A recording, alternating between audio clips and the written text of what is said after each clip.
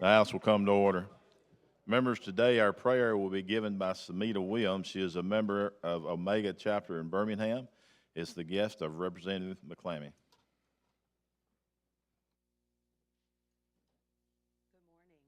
Good morning. Please bow for a moment of prayer. Gracious God, we gather today as leaders of Alpha Kappa Alpha Sorority Incorporated for this AKA Day at the Capitol, united in service and sisterhood in partnership with the dedicated elected officials representing communities across this great state of Alabama. As we prepare to advocate for our organization's priorities and the well-being of communities, we humbly ask for your guidance and blessings. Grant us unity in our purpose and collective voice. Grant us poise and grace in our interactions, courage to speak with unwavering conviction for those we serve, and wisdom to navigate complex issues and relationships and yet still achieve meaningful change. Instilling us the perseverance to continue this vital work. And Father, please stir up the gifts that you placed in each of us, that we will return home with enthusiasm and insights to continue our advocacy. May our voices be heard, our efforts bear fruit, and our actions honor our legacy and contribute positively to the great state of Alabama. Guide our steps today and always as we strive to advocate, accelerate, and soar the road towards justice. Amen. Amen. Members, today our Pledge of Allegiance will be led by Marcia Savage. She is a member of Amicon Omega Chapter in Birmingham and is a guest of Representative McClammy. Salute, pledge. I pledge allegiance to the flag of the United States of America and to the republic for which it stands, one nation, under God, indivisible, with liberty and justice for all. Thank you, ladies, for being with us. Clerk, call roll. Mr. Speaker, Allman, Baker, Bedsole, Blackshear, Bolton, Boyd, Bracy, Brinyark, Brown, Butler, Carnes, Chestnut, Clark, Klaus, Collins, Colvin, Crawford, Daniels, Datcher, Drummond, DuBose, Easterbrook, Ellis, England, Ensler, Estes, Faulkner, Fiddler, Fincher, Fort, Garrett, Gidley, Gavan, Gibbons, Gray, Hall, Hammett, Harbison, Harrison, Hassel, Hendricks, Hill, Holt-Jones, Hollis, Hulsey, Hurst, Ingram, Jackson, Jones, Keel, Kirkland, Lamb, Lands, Lawrence, Lee, Lipscomb, Lomax, Lovern, Marcus, McCampbell, McClammy, Mooney, Moore M, Moore P, Morris, Oliver, Paramore, Pascal, Pettis, Pringle, Rafferty, Ream, Reynolds, Rigsby, Robbins, Robertson, Ross, Sellers, Sells, Shaver, Shaw, Shiree, Simpson, Smith, Sorrell, Stodhagen, Standridge, Starnes, Stringer, Stubbs, Tillman, Travis, Treadaway, Underwood, Wadsworth, Warren, Whit, Wharton, Wilcox, Wood D, Wood R, Woods, Yarborough.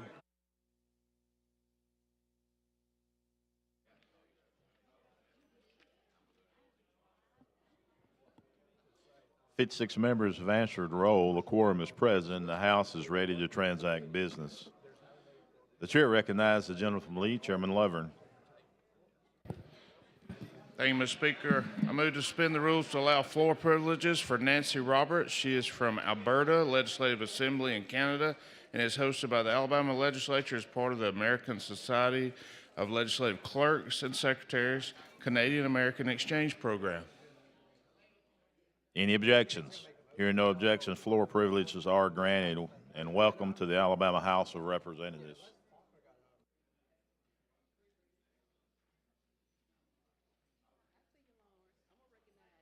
The chair recognizes Representative McClammy for a special recognition.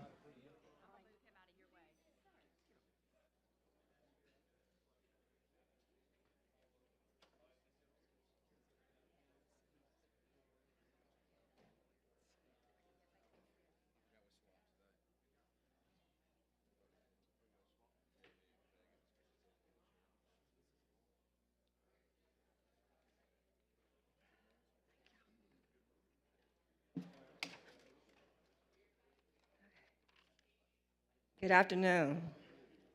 Mr. Speaker, I move for floor privileges to be granted to the following. Mrs. Ann Scipio from Omega Chi Omega Montgomery, State Connection Action Coordinator.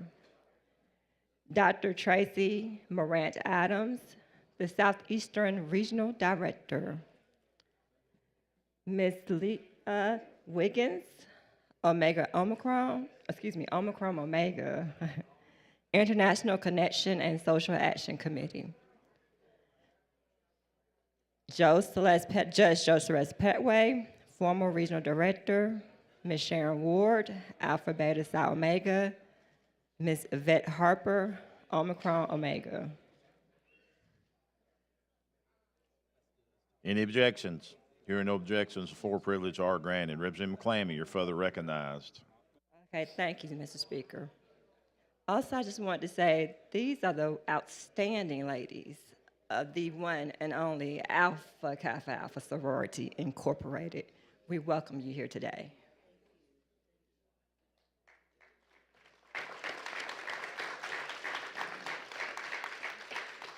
Dr. Boyd, you're recognized. Thank you so much, Mr. Speaker. In the balcony, as usual, we have half of our sorors there, and the Senate will go in session today. At 10, we will have half. Oh, I want to congratulate those of you who didn't get the memo, but it's in your heart, because the green really is not about the pink and the green. It's about helping to work together and build a common, which is money. And I know in your heart, if you forgot the pink and the green, we're going to work together in this house to take more back home to our communities, because we are an organization who believe in service to all mankind. Thank you, Mr. Speaker. We have a resolution. Thank you, And Dr. Soros, would you please stand in the balcony as the resolution is being read, please? Mr. Clerk, you read the resolution, please. Mr. Speaker. Whereas Alpha Kappa Alpha Sorority Incorporated is the first intercollegiate, historically African American sorority. It was founded on January 15th, 1908, at Howard University in Washington, D.C., by a group of 16 students led by Ethel Hedgeman Lyle. The sorority was incorporated on January 29th, 1913. And whereas highest commendations and congratulations are proudly presented to Dr. Tracy Morant Adams for her service as the Southeastern Regional Director of Alpha Kappa Alpha Sorority Incorporated. And whereas Dr. Adams attended the University of Montevallo, where she was initiated into the Mu Mu chapter of Alpha Kappa Alpha Sorority Incorporated and received a Bachelor of Arts degree in Business Management, she earned her Master's of Business Administration in 1992 from Samford University. And whereas Dr. Adams' forward-thinking, world-class approach to business and relationship management supports her work as Chief Community Development and Corporate Social Responsibility Officer for Renaissance Bank, where she serves as Executive Strategist for the bank's DEI framework, her humanitarian efforts have been celebrated by many. And whereas she has received high commendations from the Southeastern region of Alpha Kappa Alpha Sorority Incorporated for her numerous and outstanding leadership development initiatives. And additionally, she received the Jesse Lewis Small Business Advocate of the Year Award presented by the Birmingham Business Alliance. And whereas she is also actively involved with New Pilgrim Missionary Baptist Church, where she serves in various ministries, and whereas Dr. Adams enjoys traveling with her husband, Jeffrey J. Adams Sr., to new and exciting places and spending quality time with her stepson, JJ, her mother, Mrs. Callie W. Morant of Sylacauga, Alabama, and her incredible extended family. And whereas, through the years, she has earned immense respect for her tireless dedication and exceptional abilities, and she is truly deserving of special recognition. Now, therefore, be it resolved by the House of Representatives of the Legislature of Alabama that Dr. Tracy Morant Adams is highly honored and commended for her work as the Southeastern Regional Director of Alpha Kappa Alpha Sorority Incorporated. And this resolution is offered to her in deepest admiration, along with sincere best wishes for continued prosperity, success, and blessings.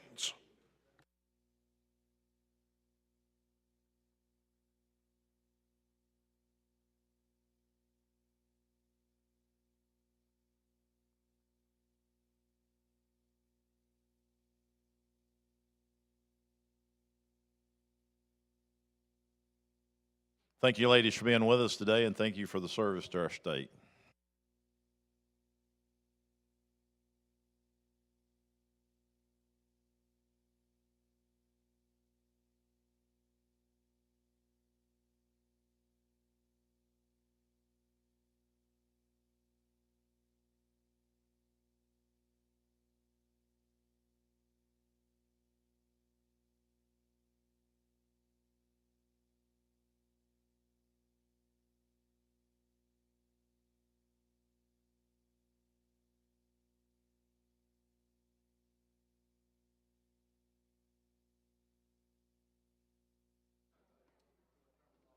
The chair recognizes Representative Ross for a special recognition.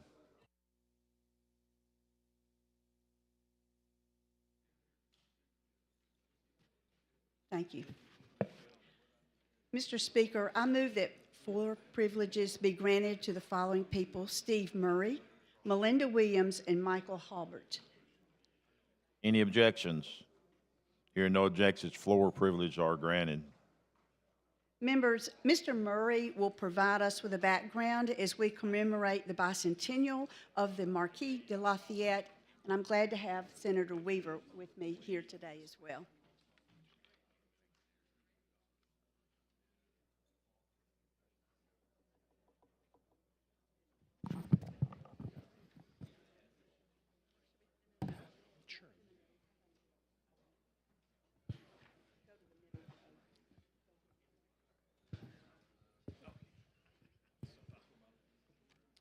Mr. Murray, you are recognized.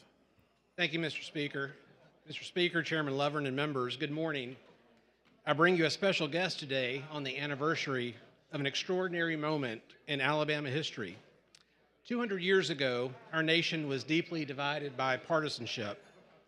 50 years after the War for Independence, many younger Americans had no memory of the revolutionary generation and a diminishing connection to the nation's founding principles.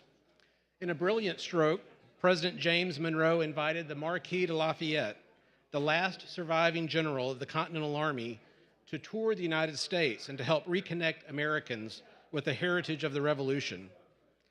On April 3rd, 1825, Governor Israel Pickens greeted Lafayette upon his arrival in Alabama, just across the street from us on Goat Hill, when it was just a grassy knoll. The general was met by great crowds of Alabamians throughout his journey, through what is now Russell, Macon, Montgomery, Dallas, Monroe, and Mobile counties. For generations, Alabamians described this as an "I was there" moment. This week, communities along Lafayette's route are remembering his visit again and encouraging young people to engage the history of the Revolution and the centrality of its ideals to our national character. With us today is Michael Halbert, an associate of the American Friends of Lafayette, who portrays General Lafayette in living history programs to bring greetings to the House. Also with us is Melinda Williams, State Regent of the Alabama Society, Daughters of the American Revolution.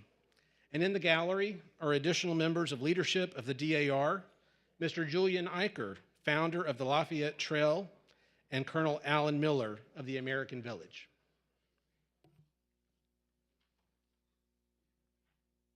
Mr. Speaker, we have a resolution and ask that it be read. Clerk, read the resolution.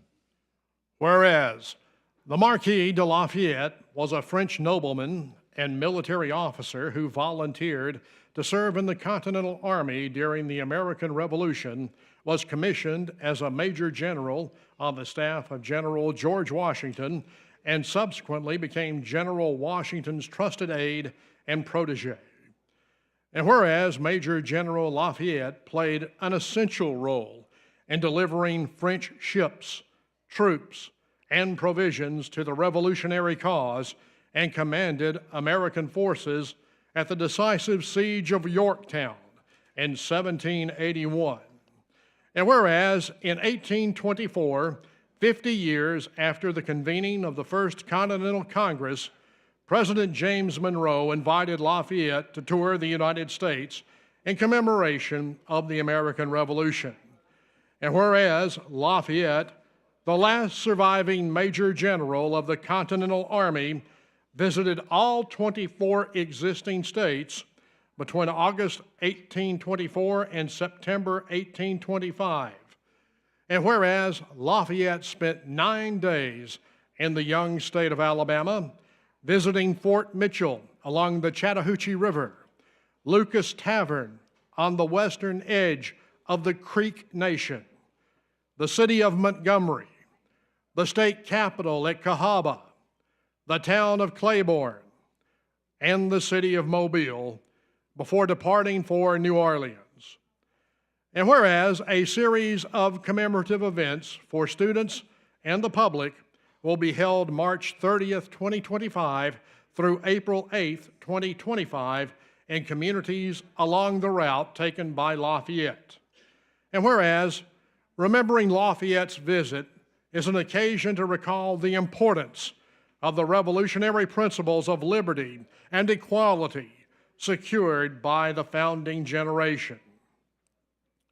Now, therefore, be it resolved by the legislature of Alabama, both houses thereof concurring, that the bicentennial of the visit of the Marquis de Lafayette to Alabama be commemorated for the unifying effect of his presence, and that the Alabama organizations partnering to make this anniversary be commended for creating opportunities for education and patriotic reflection on the part of this great state's citizens.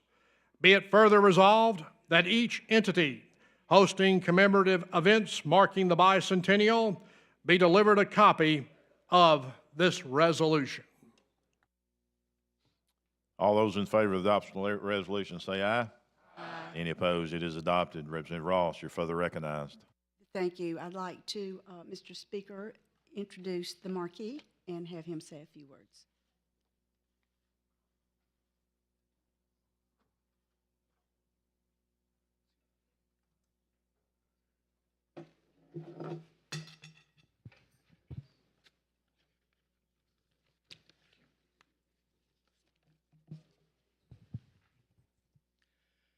Mesdames et Messieurs, accept my thanks for the kind welcome you have offered me in the name of the inhabitants of Montgomery.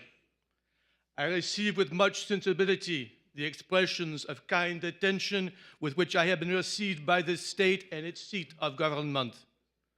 The people of Alabama have greeted my arrival among them with one united sentiment of gratitude and admiration, and in their name I thank you most cordially for your welcome to this state.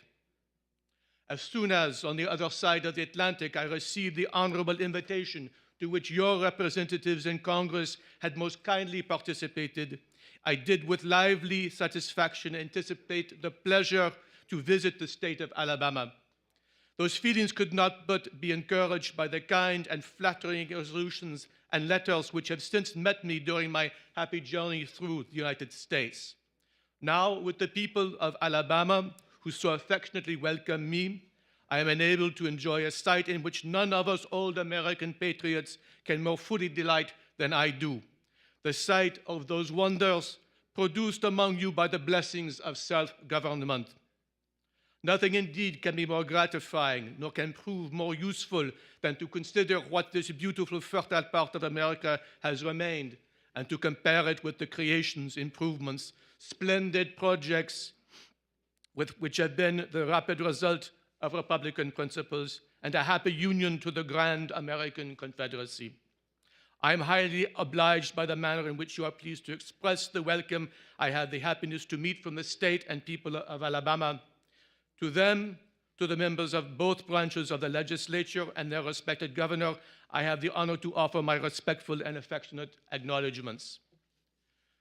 With lively sentiments have I observed the affectionate reception met on landing in that part of your country which has been the theater of my youthful glory, and the triumph with which my march has everywhere been hailed by my revolutionary compatriots and their descendants. I am particularly proud of the regard evinced toward me by your national authorities. And yet I do not believe that these demonstrations are but the effusions of momentary feeling.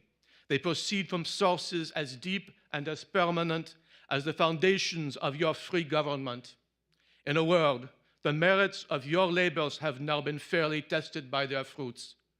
The happy condition in which I have now found you after almost 50 years, the moral, physical improvements in your country exhibit, are blessings directly produced by the influence of that well-balanced liberty which you claim I have been so eminently instrumental in procuring, and that at a time when liberty itself was but a theory. The contemplation of these favorable results, which I have now had the occasion to witness in the improved institutions of the original states, has been to me a source of peculiar felicitation. But my solicitude for your welfare has not been limited to the original states that composed this nation when I so gallantly defended it. My present arduous tour will hopefully provide gratifying evidence that my concern also extends to the more recent members of the American Union, where I am about to witness the interesting spectacle of infant communities rising in the wilderness and almost instantaneously matured under the influence of your free system. The beautiful country now passing under my review was but a very few years ago only known as the hunting ground of the American sons of the forest. Here I am now hailed by the same people I just left in the original states, happy in the enjoyment of the same constitutional liberty and warm with the same grateful veneration for the heroes who achieved it. In further extension of my visit through these junior republics, I will surely find the national wing is but an additional development of the principles of your free constitution, and that with the spread of your population, political liberty and happiness are fairly disposed. In closing, I have ever considered it my pride and my honor that I embarked in the cause of liberty and independence in this country, and I rejoiced when I found myself again landed on American shores. The resolutions of the state of Alabama, so very honorable and gratifying to me, so kindly delivered by your worthy representatives here in your Congress, unite every circumstance that cannot fail to excite proud and grateful feelings. There is, however, an additional one which nobody can feel better than I do, the union of Alabama to the grand Republican family. Happy I am to find myself in the city of Montgomery among the beloved and highly respected people of Alabama, who in their kindness to me have done justice to my devotion and all the sentiments which bind me to them. You, kind sir, madame, be pleased to be the organ of my gratitude and respect to the legislature of Alabama, and to accept for yourself in the expression of my grateful acknowledgments and regard. To the people of Alabama and all who are assembled in this solemn place, please to accept my thanks for this expression of your attachment and receive my best wishes for every degree of prosperity which the freedom and independence you enjoy entitles you to hope for.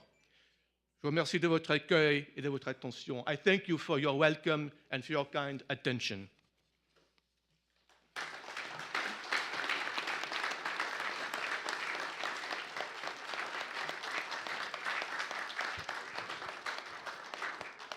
Representative Ross, you're further recognized. Thank you. Mr. Speaker, Melinda Williams, State Regent, will offer brief remarks regarding the upcoming anniversary of our nation. Thank you so much. Good morning. As the State Regent of Alabama, I am honored to bring you greetings from the over 4,000 Alabama daughters and 66 chapters across this wonderful state. It is my privilege to stand before each of you as we commemorate the 200th anniversary of the visit of Marquis de Lafayette, a hero of the American Revolution and a steadfast champion of liberty. This occasion allows us to reflect on his extraordinary contributions to our nation's founding and honor the deep and lasting friendship between the United States and France.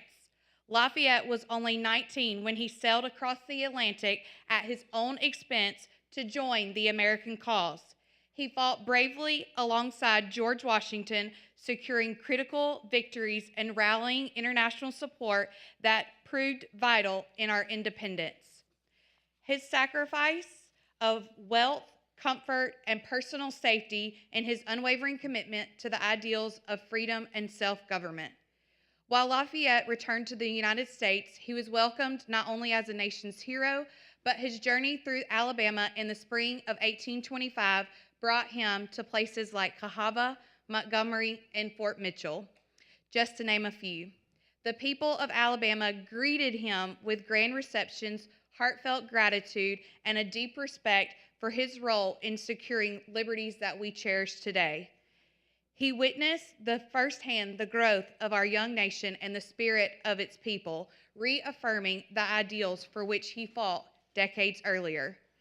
As we gather on the historic milestone just 200 years ago, let us honor Lafayette's enduring legacy and reflect on the principles that he held so dear, which was courage, sacrifice, and unwavering dedication to the cause of freedom.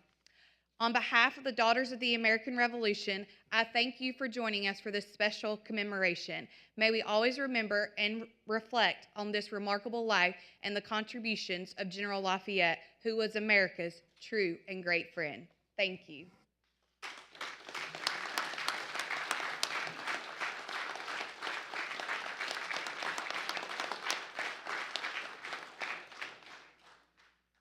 Thank you. It's good to have you with us today. I'd also like to recognize Senator Weaver, a former member of the House of Representatives. It's good to have you back in the House.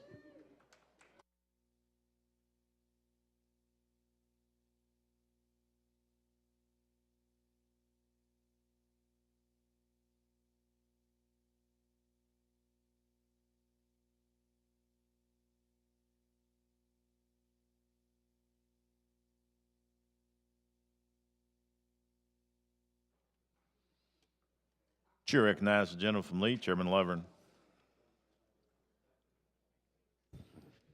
Thank you, Mr. Speaker. I request that leaves of absence be granted for absent members. Any objections? Hearing no objections, absent members are excused. The chair further recognizes the gentleman from Lee, Chairman Lovern. Mr. Speaker, I have a report. House of Representatives, your Standing Committee on Rules begs leave to report that it has carefully examined the Journal of the House for the 17th legislative day and finds the same to be correct. Signed, Representative Joe Lovern, Chairman. Mr. Speaker, I move that the reading of the journal at length for the 17th legislative day be dispensed with. Any objections? Hearing no objections, the reading of the journal is dispensed with. Chair recognizes the gentleman from Mobile, Pro Tem Pringle, for announcements.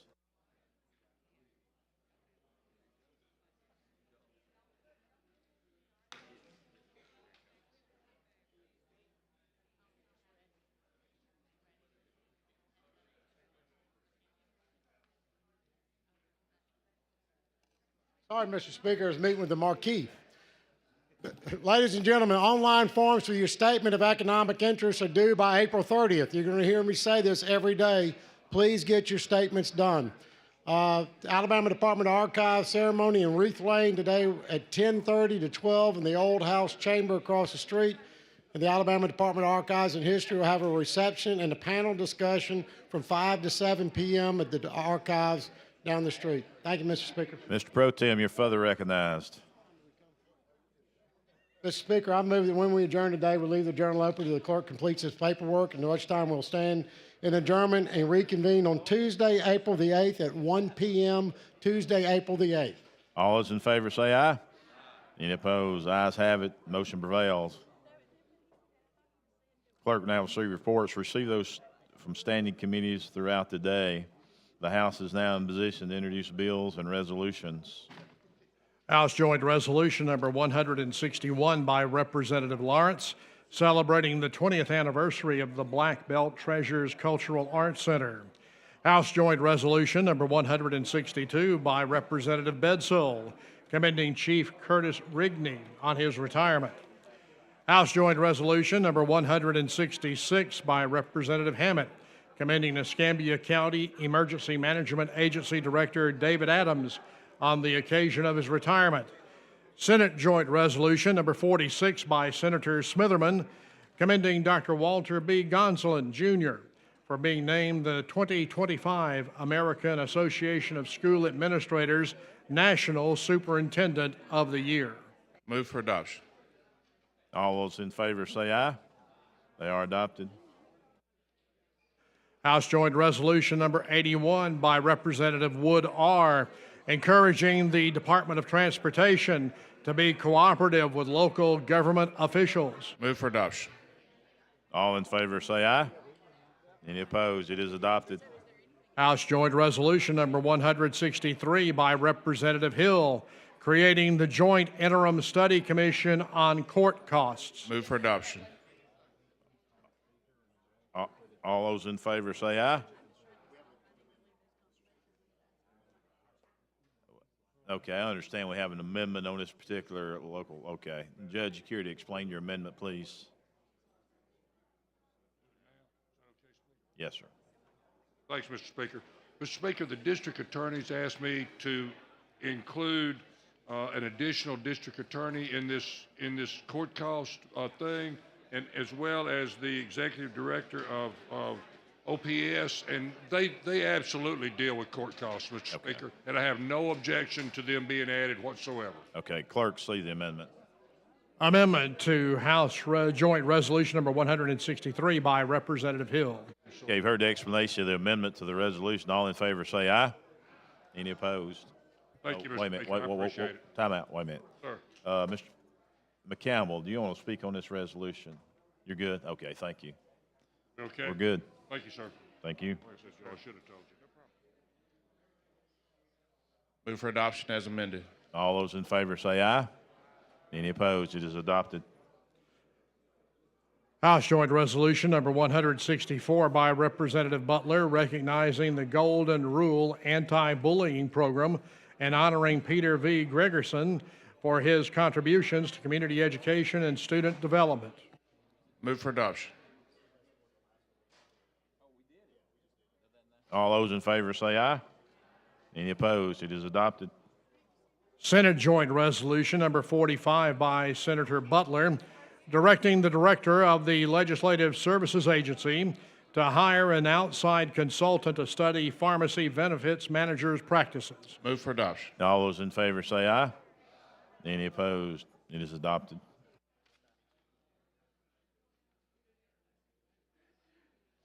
I'd like to recognize the Alabama Iron Steel Council. They're in the gallery this morning. Let's give them a big hand, and they are the guests of the entire house. Thank you for being with us. And thank you for what you do for our state.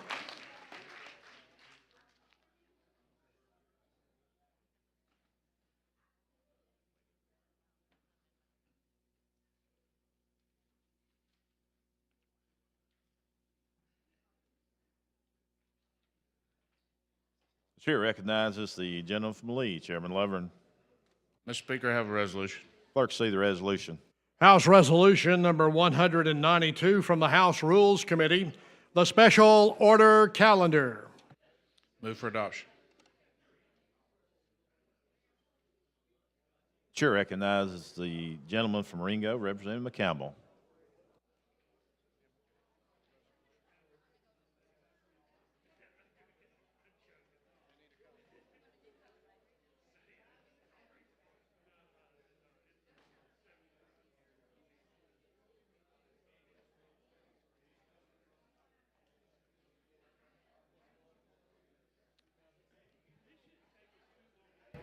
Thank you, Mr. Speaker, for the recognition. Will the gentleman yield? Yes, sir. I know we've got the budget coming up today, but there were, just some things that I think need to be said, before we get to the actual budget debate. So I thought I see this as a perfect opportunity to say these things. Our budget this year is one that's going to be tight. I already understand that we have a tight budget and things of that nature, and there are many services throughout this state that we need to make sure are continued for the general welfare and of the general population, of all people. And as I've looked at this budget, I have seen some problems, that I've addressed. And first of all, I want to thank the committee chair for at least recognizing that something has been done that needs to be looked at.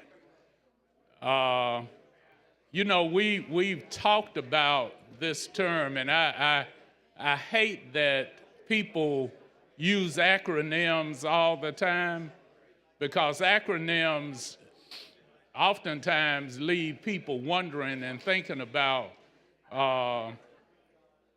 what they mean. And we have this acronym called DEI. That's an acronym that we have called DEI. And a lot of people have general understanding of what it means. But when I look at it and I think about this budget, we can give it two different meanings. We can give it the meaning of diverse exemption intended, or we can give it the meaning of diverse exclusion inadvertently. All of those things, if you just use DEI, they can be meanings. They can have meanings. So I'm encouraged by the dialogue that we've had with the committee chair, that the intentions of the exclusion is not intended. So it will fall in that eye also. So I appreciate it that we are going to address it and begin to change the way we do things, because what I have learned is this: if we don't bring all of the minds and all of the cultures and all of the people together to work on things that affect all of the people, then we develop things in silos. And if you know what a silo is designed to do, it's designed to keep everything that is alike in one area and one space. But as a legislature, we've got to expand to the whole state of Alabama and make sure that all the citizens of this state are able to thrive, to grow. And it has to be an intentional act that we actually undertake. You can't think like I do, because your circumstances in life haven't been the same as mine. I can't think like you can, because my circumstances in life haven't been as yours. But together, there's when you go to the Bible, and I'm talking to our Bible scholars, it talks about the vine, and it talks about the branches, and then the fruit that comes, from the tree that is grown. The branches have to have the vine, and the fruit have to be a part of the branches. Neither one of them can grow without that vine. So all of them have a purpose. All of them are connected. And I think in the future, as we move forward, we will begin, hopefully, to connect as a body first so that we can provide good fruit for all the people of this state. So I'll talk with the committee chair regarding the issues I have with the budget, but I felt that this was an opportunity for us to talk about how we can move forward from this point. Thank you very much, Mr. Speaker. Thanks, the gentleman. The chair recognizes the lady from Jefferson, Representative Gavan.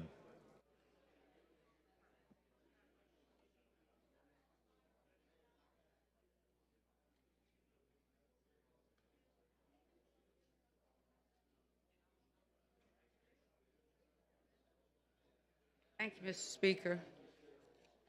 Mr. Chairman, how are you? Great. How are you today? I'm doing pretty good. Fair to partly cloudy, but I guess I'll make it. I'm just standing up here on my own accord, as I've done. I don't come to speak for anyone other than the people that live in District 60 or that may call me, and I'm just trying to get some understanding. I'm not a don't know what else is going on. I'm a party of one down here. And when you're a party of one, you just do what you do and you keep it moving. And it's worked well for me for 15 years, wouldn't you say? I think it's worked pretty good. I said when you're a party of one, and I said sometimes when you have to stand by yourself, and I said it's worked pretty good for me for 15 years, wouldn't you say? I believe my record speaks for itself. And it's not a table here that I can't walk away from, or a place that I choose not to stand at. I can't walk away because I'm not a hypocrite. And when I lay down at night, I want to go to bed not being one and wake up not being one. And I'm going to do things right and in decency, in order at the end of the day. And I'm not going to be disrespected. And because of that, I'm proud when I stand at this mic, but I'm not here. I was listening to the conversation about the DEI and all of that. Listen, at the end of the day, DEI for me is simple, however you all choose to frame it. DEI, more white women benefited from DEI than any other race of people on this earth, period. More white females. So I'm not here to talk about the DEI, and I've said that time and time again. I am just trying to get to what's special about the special order today. That's all I'm here to talk about. I think other than one or two bumps in the road to get a chance to speak with the chairman of House Ways and Means Committee, and I commend him, because one thing I will say about Reynolds is that he will come and talk to you. He has been done a yeoman's job of doing that. I think the speaker should be proud of that, because if he thinks there's an issue, he will do his best in many instances to attack it head on, to see if there are anything that can be done to mitigate the circumstances, and to curate a plan of action. Much like yourself, but just, again, every session, my mind gets a little cloudy as to the special order calendar. I have one bill that I'm trying to get out of this house. Just one. Just one. I think I've passed 2 or 3 out already. And I'm just trying to get one out. And hopefully I'll get a chance to talk to you about that one pretty soon. But just tell me the construct again of the special order. And I'm not here filibustering. I'm not up here for Happy that. to. Our requirement as members of the legislature is to pass the budgets out for the state of Alabama. We have 2 budgets. We have the general fund budget and the education budget. And the special order for today is constituted of bills that will make up the general fund budget as preceded by the chairman of the General Fund Ways and Means Committee. And so, Okay, so that's this is what we all dedicated general- today for that. So all of these are general fund budget items, or are they a part of a supplement? Well, they come back to general fund related items, yes. Okay, okay, now I see. So these would be line items inside, okay. And so then we move on, and after this, then this is it for today, or do we have another calendar? Well, we can refer back to the regular order, or we could pass another special order, or whatever the body would like to do. And with our timing today, I feel like we'll spend time getting the people's work done with the general fund budget and see where we are from here. Okay, well, I look forward to review of the budget and its passage. You know, for many people, they count on us for so many things, but we're only tasked with two things when we come here, and that is to pass the general fund and the education trust fund budget by law, and the law also says that we are the only ones that can pass legislation. But I think that we do a pretty good job of coming down here, whether we agree or not with the budget, and we do the best we can. There are a couple of things that I do have concerns with within the budget, but I think those are just things that I just really want to be able to just speak on to my constituency base that I represent. And with that, I appreciate the opportunity as usual to speak with you. You always do a great job. Thank you, Mr. Speaker. Appreciate you. Chair thanks the lady. Chair recognizes the lady from Jefferson, Representative Moore.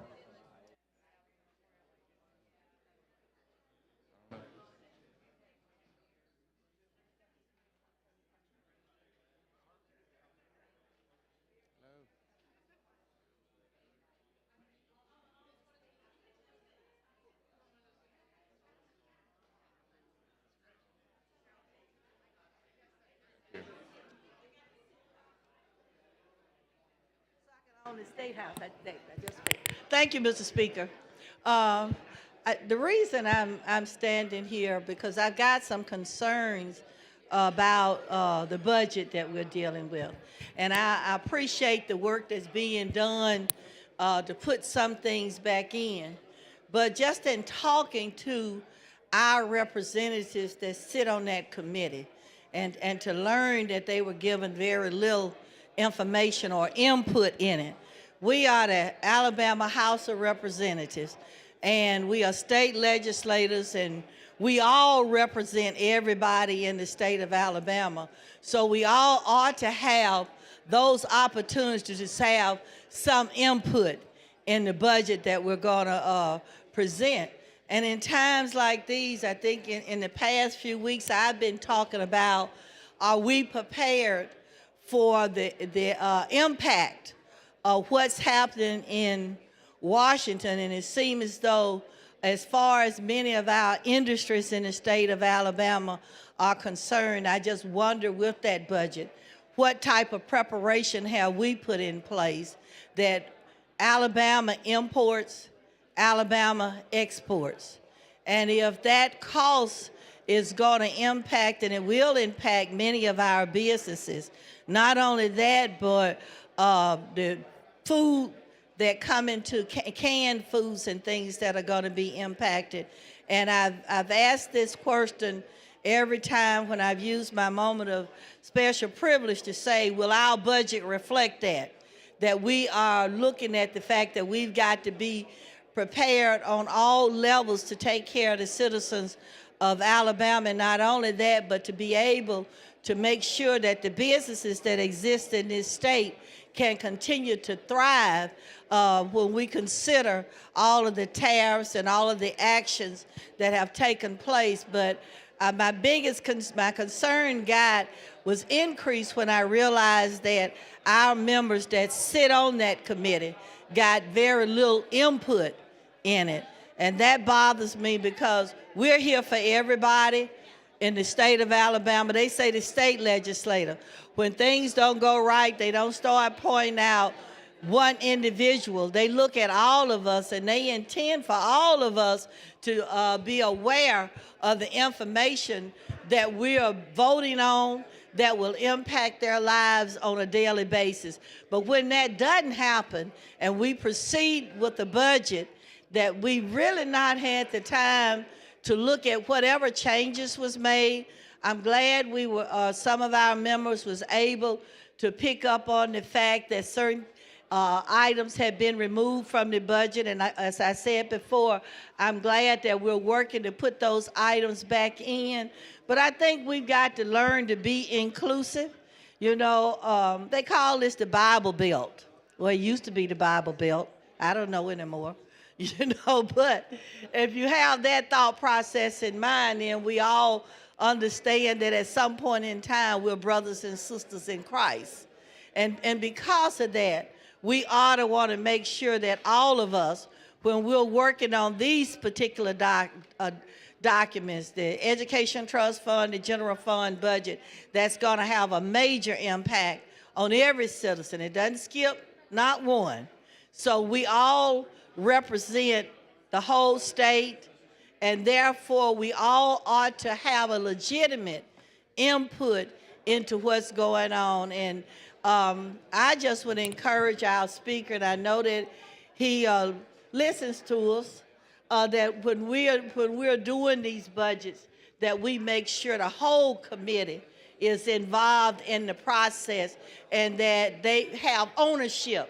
And when they have ownership, we all have ownerships because they were strategically picked to be on that committee, and we count on them to bring us the information back. Thank you so much. Chair thanks to the lady. All in favor of adoption of the special order calendar, say aye. Aye. Any opposed? It is adopted. Thank you, Mr. Speaker, members. Thank you, gentlemen. Clerk, call first bill. On page 40 of the calendar, House Bill number 186 with substitute and with amendment by Representative Reynolds, the State General Fund budget. Chairman Reynolds, you're recognized. Thank you, Mr. Speaker. And just a quick reminder to the members, the calendar exists of 9 bills today, and we'll work through those. I'll do the first 2 bills on the calendar, then several committee members will come up, and I'll return at the end and do the last budget-related bill, and then the final opioid supplemental appropriation. And members, I think everybody in caucus received the detailed comparison sheet. We've got extra copies up here, as well as the opioid supplemental and the budget supplemental for 2025. And Mr. Speaker, I would move to suspend Rule 69, requiring the engrossment of committee amendments.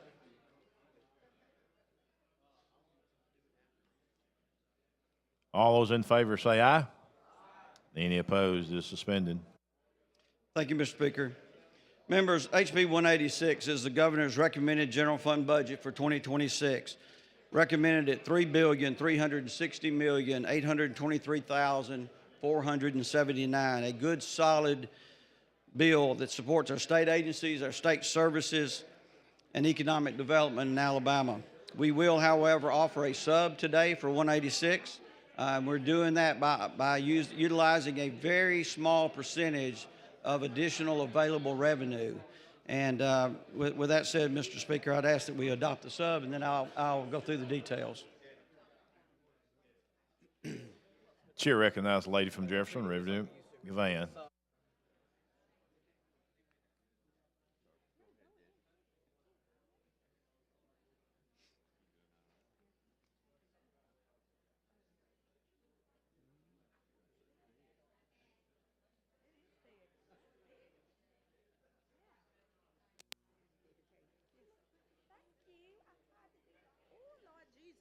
Help our Lord Jesus. Listen, Mr. Speaker, thank you. Mr. Chairman, thank you for the opportunity to speak with you. Thank you for coming to visit with me. I appreciate it. I just wanted to come here just to get a clarity on a few things. And I'm not sure, and I'm assuming this would be the one that I would be speaking on. There were a couple of cuts initially, I think, that came out of the Senate that became very controversial. think you and I had a conversation about it. We did. It impacted the Senate. It did not come out of the Senate. Okay, so it impacted, but it did not. So are those, and that's what I was trying to get the clarity. So those items, for instance, the Jazz Hall of Fame in Birmingham, of course, the Magic City Classic, and I think there was Civil Rights Museum. and the Civil Rights Museum. And Green Lawn. The museum, the Civil Rights Museum, actually is in the district that I represent, and have been so for the last almost 15 years. So I wanted to make sure that those items, I know the media reached out to me for a soundbite, and I did give them one relative to my concerns if they were removed. And so I just wanted for public consumption and my own understanding to make sure that those line items are still in the general fund. And I know you said that several people had reached out to you over the course of the past few days and that you were going to do what you could to make, as best you could to make sure that those items are in place. Yeah, and as I mentioned yesterday in your office, so this process was done really by software in the governor's office. And what that software did was go through and eliminate all one-time appropriations. Typically, those one-time appropriations come from either the House or the Senate. So when those were eliminated, as we worked the budget, when members came to me and asked me to reinsert those, we often did. This year, because we have less revenue to recognize, we did not fulfill some of them at the full amount. But nobody had requested those be put back in there. So the members met with me day before yesterday. I actually put it in writing, a letter to Chairman Greg Albritton, and then I met with Roger Smithman yesterday, and those will be reinserted up there when this bill's transmitted. Okay, and that's what I wanted to get the clarity on. So once we send it back up to the Senate, then prayerfully that that agreement will be honored and they will go back in. Again, I represent the Birmingham area in which the Birmingham Civil Rights Institute is situated, as well as the area where the Magic City Classic takes place is in District 60. The Magic City Classic is one of the highest grossing events in the state of Alabama that draws some of the largest revenues here in the state. We have two storied institutions in Alabama A&M and of course Alabama State that sits right here. We've had colleagues that have served in the Senate and now is serving as the president of Alabama State. And this body has always been very supportive of the Magic City Classic, as well as both institutions. I know Governor Riley, we really thought that he was the president of both colleges when he was the governor here. He took a great interest in those two institutions, I believe, so more so than some of the other institutions, such as Alabama. And we all thought it was quite interesting that he did, but he made sure that those colleges and those universities, rather, stayed funded as best he could. And I will always be appreciative of his efforts for that. But I just wanted to make sure, again, because of the impact, and I understand that DOGE is in full effect throughout this country. I haven't spoken out much about the DOGE because my rule of thumb on everything that's happening now was that I fought and I spoke almost a whole summer about Project 2025. And there were people who chose, for whatever reason, democracy kicks in. To the victor be the spoils. And so I've been not as vocal about those things.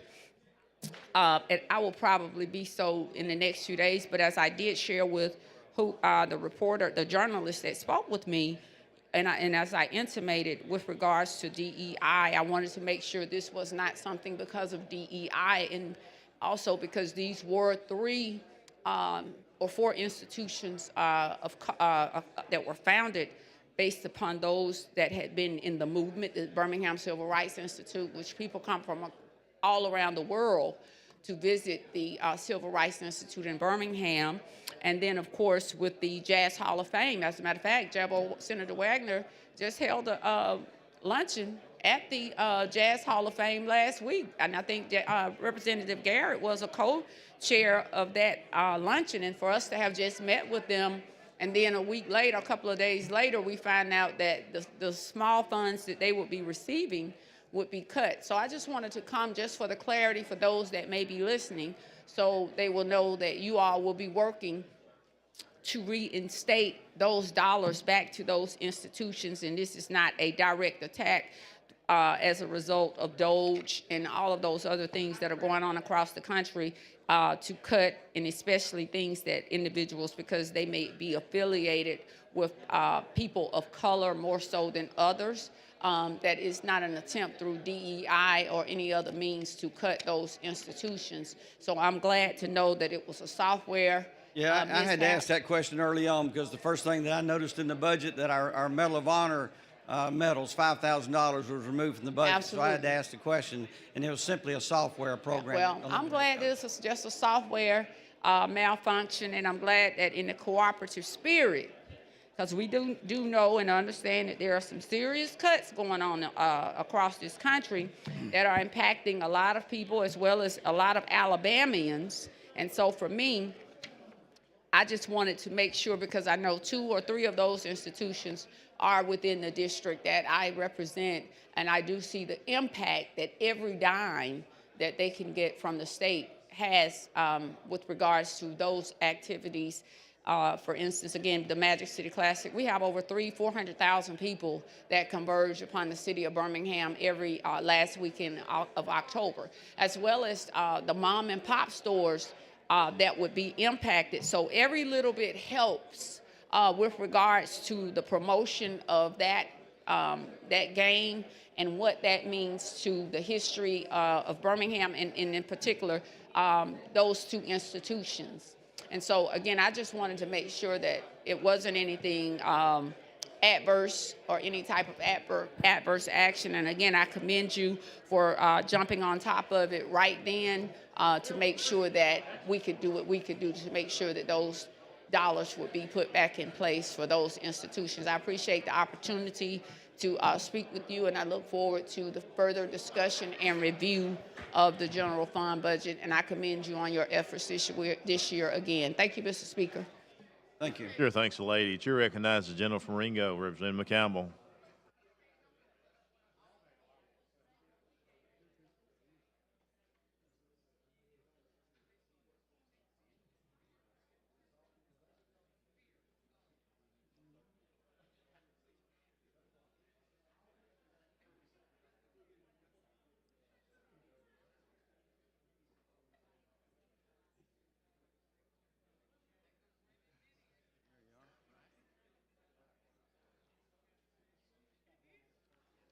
Thank you, Mr. Speaker, for the recognition. The gentleman yield. Yes, sir.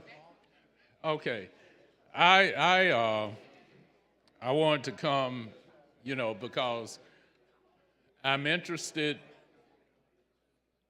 in the future right now. I'm interested in how we move forward. I'm on the committee with you. Yes, sir. And I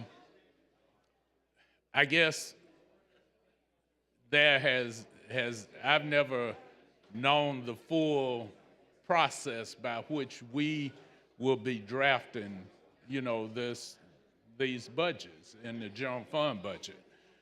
I hope that we have reached a point now where we understand that all committee members need to be made aware of exactly how you're going to execute the process in the future. Because our having to be here and stand here and talk about the budget, and then my having to vote against the budget today, because there are some problems that I want people to understand we need to address as a body and as a committee. It's not a vote against doing what needs to be done for the people of the state of Alabama. But my vote is going to reflect that we need to get something fixed. And you have been very good in in terms of understanding and agreeing that we need to fix it.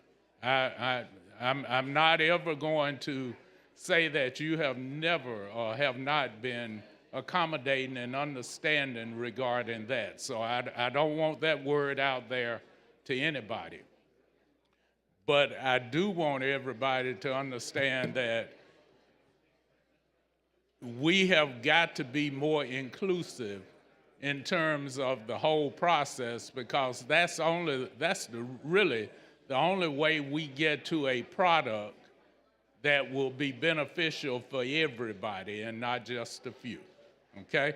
But if you don't mind me saying, you've actually been on the general fund longer than I have, and you know that the executive budget under the governor's office administers their budget, and then we receive it on the legislative side of the House. And the issues that you're regarding began at the governor's office. Yeah. And that budget has been out for 2 months. So this was not anything. Listen, I think you and I you've been on longer. This is my first term. It is? Okay. Yeah. So you've been there a lot longer than I have, but that's neither here nor there. The question is, hopefully we've reached a consensus that we need a better line of communication in this budgeting process going forward. And I think we talked about that a while ago. You know, typically the members, the one-time ask, typically come from the members either in the House or the Senate, and then those members come to us and they ask for things to be put in the budget. You have brought me items before to add to the budget, so I think we're doing that. I think we're working the process. Okay. So I just don't want to stand here in public and guarantee you that these one-time allocations would not be unearmarked on the executive branch side of the House. Right. And I'm not looking for that. Okay. I'm just looking for how we operate here as a body. Sure. Okay.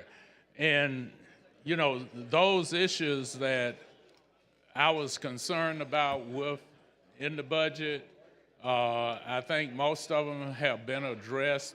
You were kind enough to go up and walk with me up to the Senate and see if we couldn't reach some consensus on it up there. So these are the kind of things I'm just advocating for is better communication. Now that I know that this is the way, and I think your process could be improved, because I have a little different experiences in life and could add some things to it. But if we don't communicate about it, I can't help you, and you remain in the same little area, same little silo. And I'm trying to get us to open that silo up and everybody, become a part of it. It's what I'm seeking. But just for full transparency, you did have a copy of the full changes 24 hours ahead of the committee, correct? No. Yes, sir.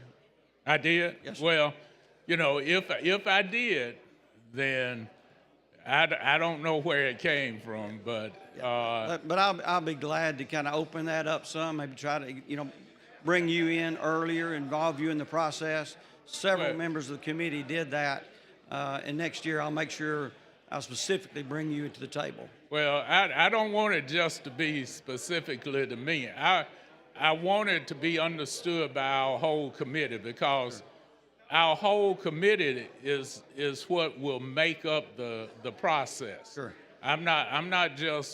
This is not just about me. Because all of our committee members bring something very important to the table. Absolutely. And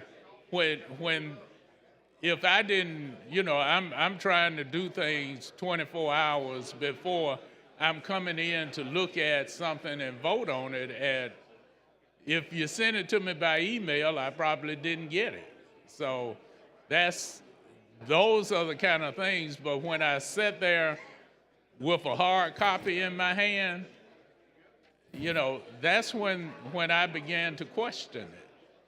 So that's all I'm saying. And you have addressed those issues, and we have addressed why we need to address them already. So I do want to thank you for being open once we discovered that there was a problem and being willing to begin the process of trying to make it transparent and working all together. Sure. Thank you, Mr. Speaker. Sure, thanks, the gentleman. Question for the body now is adopting the sub. Clerk will unlock the machine and the members will vote.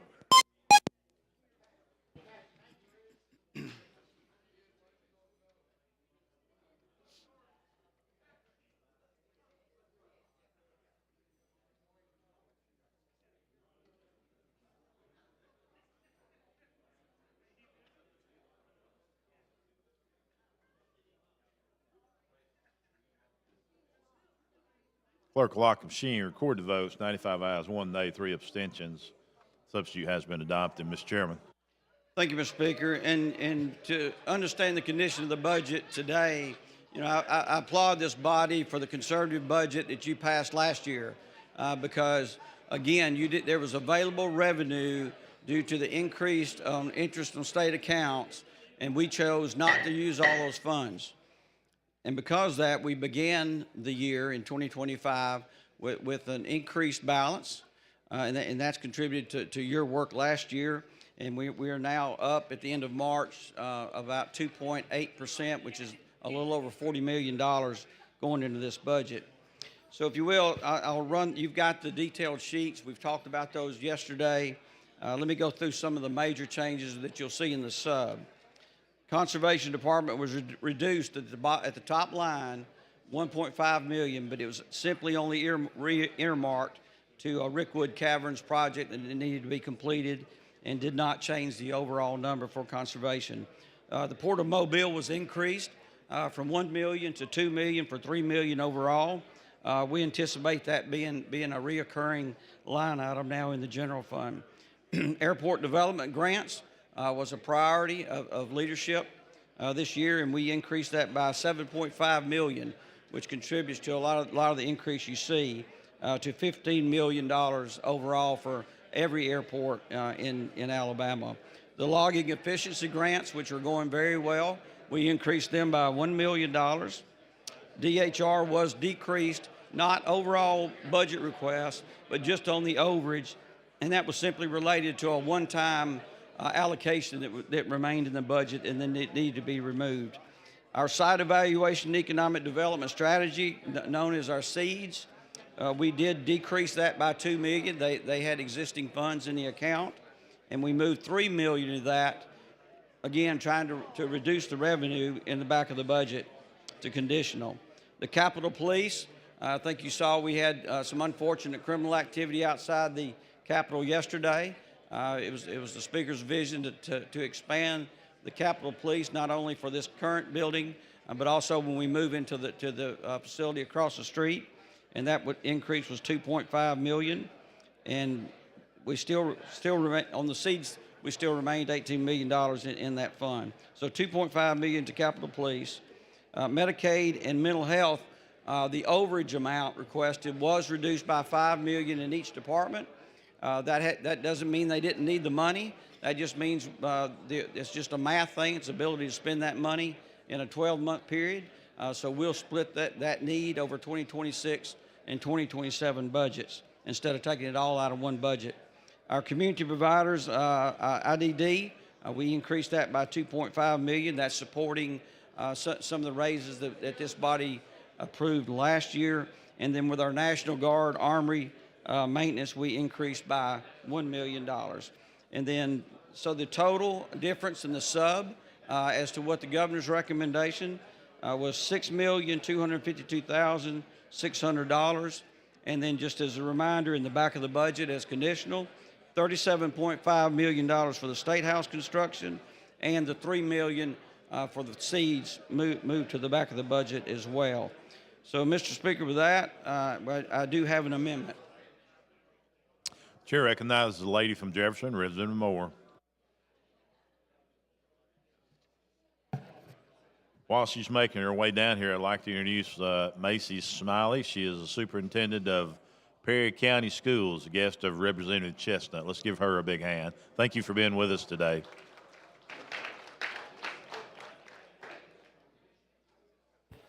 Thank you, Mr. Speaker. Representative, the information that you just read out, where can I get it from? Right there. And I put, and that's, Is this?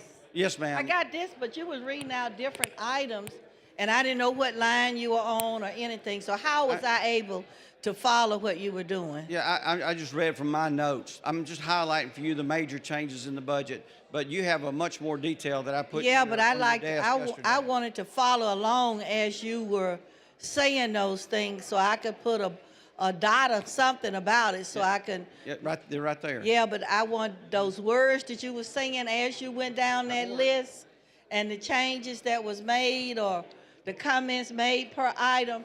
I'd like to have a better understanding and be able to follow you. And my rationale is, we do have some citizens, when this budget get out, they're gonna ask us questions. Well, why is this like this? Well, I would have made because I keep the budget. I keep my budgets from year to year so that when people ask me something, either I go through the dialogue that you gave us or statements that have been made on the floor so I can intelligently say, this is why this was done. But when we can't follow, and in many cases, I mentioned to Representative Dash, it's so noisy in here, we see that very few people are really interested in what we're getting ready to pass that's going to impact every one of our constituents. And we ought to want to be well learned in what's going on so that we can give intelligent answers when people ask us about various situations. I just wanted to put that out. Thank you, Mr. Speaker, for the opportunity. Chair thanks the lady. Chair recognizes the gentleman from Jefferson, Representative Datcher.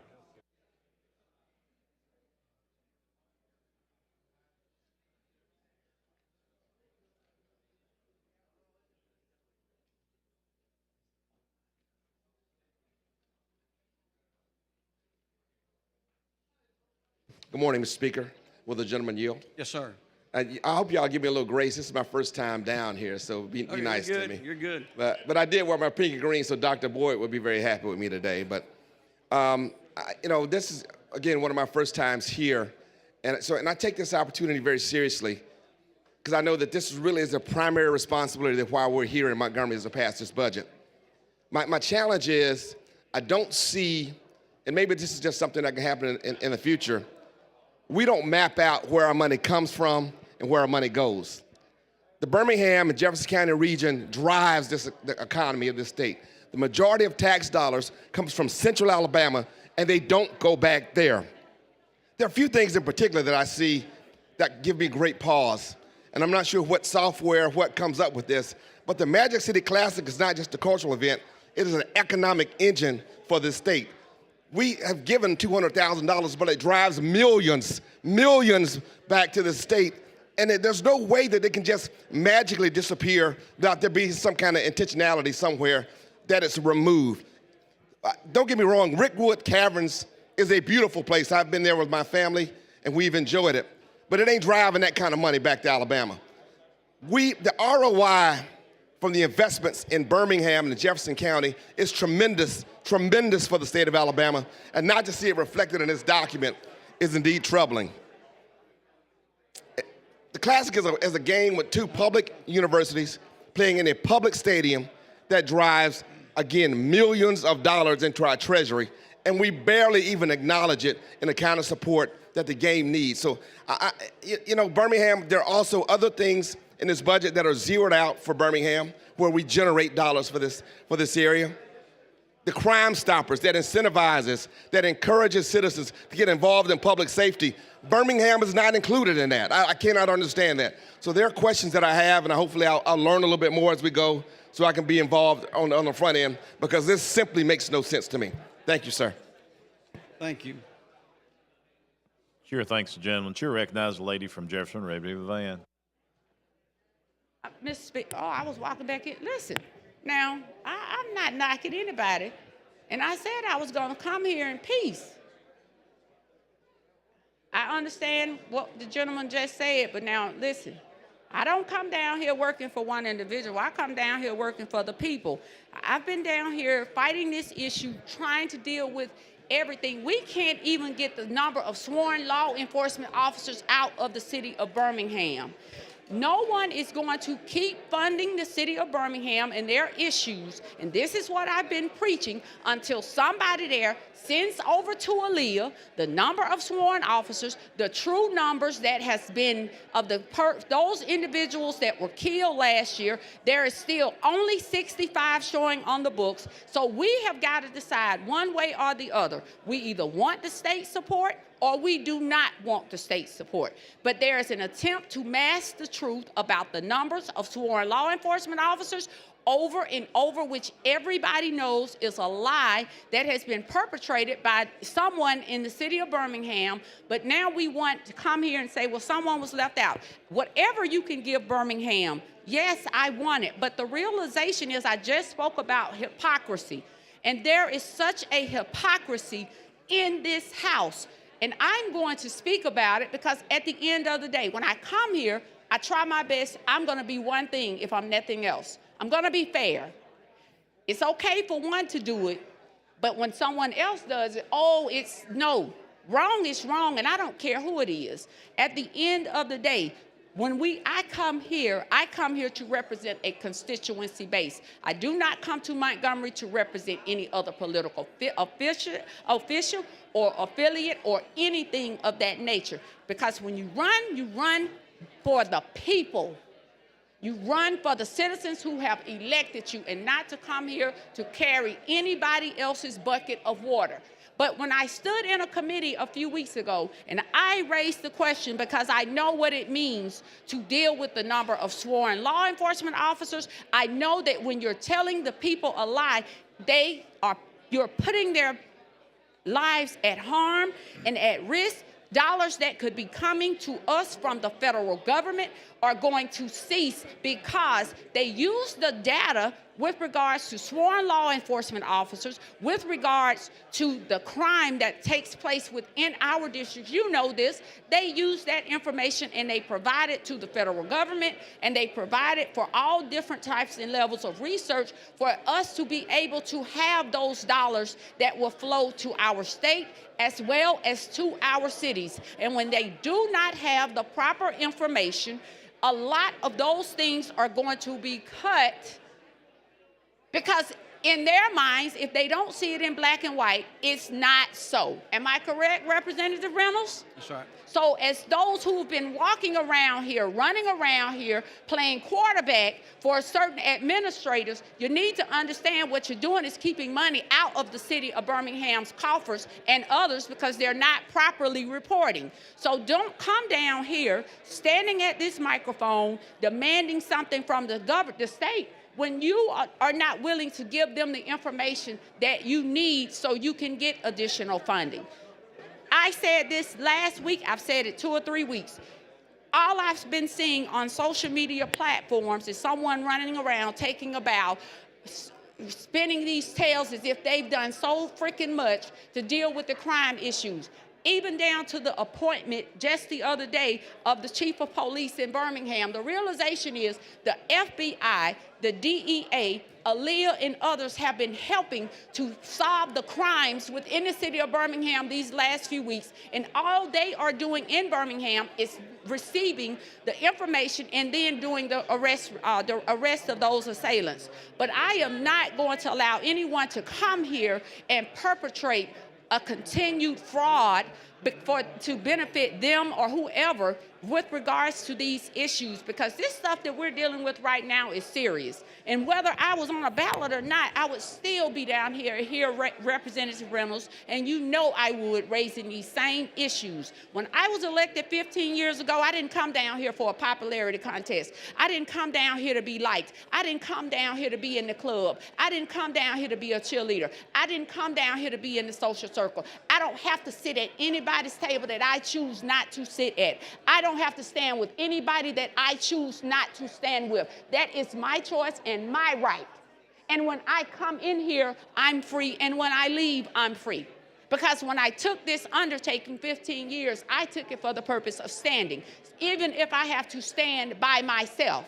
And I'm okay standing by myself, because me standing by myself in this house, if you go and count the records upstairs, I have over 20 solo sponsored bills by myself passed here in the House of Representatives, 40-something co-sponsored bills in the House of Representatives. So I think I've done pretty good in the last 15 years, not going across some of the bridges that they say that I have crossed. I'm doing okay for myself. So at the end of the day, do not come down here to this well criticizing something that you are not really supporting, because if you were supporting it, you wouldn't have tried to shut me down in a committee just a few days ago. You wouldn't try to shut me down running from house to house, having people sitting up in the darn chamber, looking at me, taking watch over me all day long, using the citizens' monies to come down here just to watch me. I am going to get back with you on this line item issue. But at the end of the day, if you want the help of the state, act like you want the help of the state. Send Aaliyah the money, the information that they need. Do fair, just, and adequate reporting that you should be doing and being responsible. And now instead of coming here saying that someone's not helping the city of Birmingham, you need to help yourself. But I better stop right there, because I was about to say something. But I appreciate this opportunity to come here. But was not going to let that pass, because I have been taking a beating. Representative Treadaway has been taking a beating, and everything that we're saying, we're telling the truth. And you can find it in fact, you can find it in black and white, and you can find it anywhere you so choose to look for what is really going on. So I appreciate the opportunity to speak, Mr. Speaker. God bless you. Thank you. Chair, thanks, lady. Question for the body now is pass the amendment. Clerk will unlock the machine and the members will vote.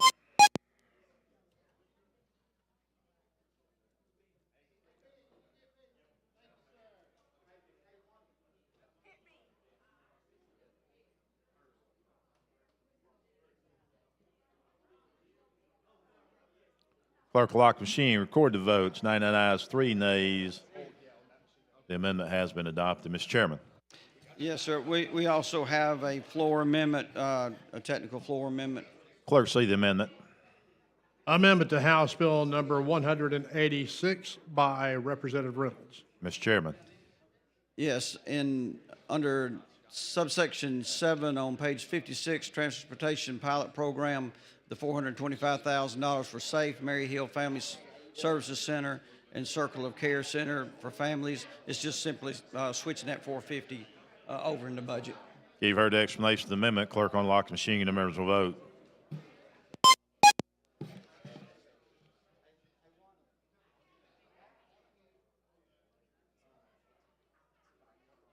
Clerk will lock the machine, record the votes. 97 ayes, 0 nays. Floor amendment has been adopted. Mr. Chairman. Mr. Speaker, I move for final passage. As questions, final passage of HB 186. Clerk will unlock the machine and the members will vote.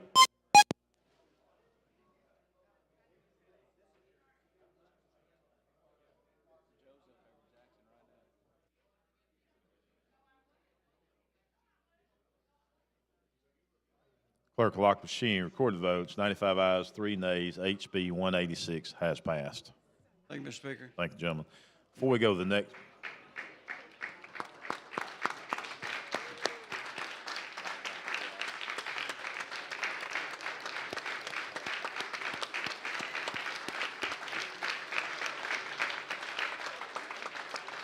Thank you. I appreciate that, and certainly appreciate Diane Harper and the General Fund Committee and all the work that they do. So I've still got more work to do today, though.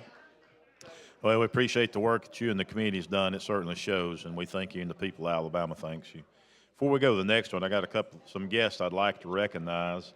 In the gallery with us is Lee County Youth Leadership of Lee County High School, Auburn Opelika, the guest of the Lee County delegation. And we have Chairman Lover's son, Jackson, is in that group. Jackson and the group up there, wave at us. Thank you guys for being with us today. Also, we have the Baldwin County Superintendent of Education, Eddie Tyler, the representative of guest of Representative Simpson, Givens, Fiddler, Baker, Holt, Jones, Easterbrook, and Stringer. Thank you for being with us today as well. Clerk, call the next bill. On page 41 of the calendar, House Bill number 185 was substitute by Representative Reynolds relating to supplemental appropriations. Chairman Reynolds, you're recognized. Thank you, Mr. Speaker. HB 185 is the supplemental appropriations bill. Unlike the supplemental appropriations from previous years, this supplemental does not allocate funds. It does not appropriate funds to any specific agency.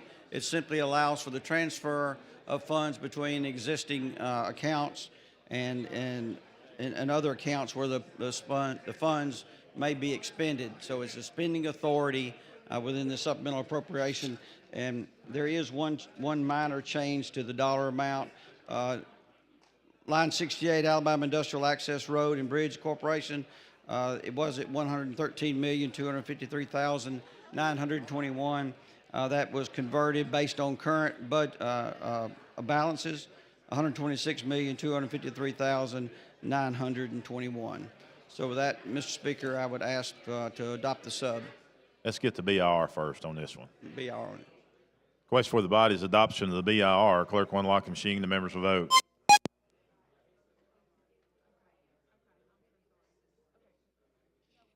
Clerk will lock the machine. Record the votes. 98 ayes, 0 nays, 1 abstention. The BR has been adopted. Mr. Chairman. Now move to. Okay, you've heard the gentleman's explanation of the substitute. He moves for adoption. Clerk will unlock the machine. The members will vote.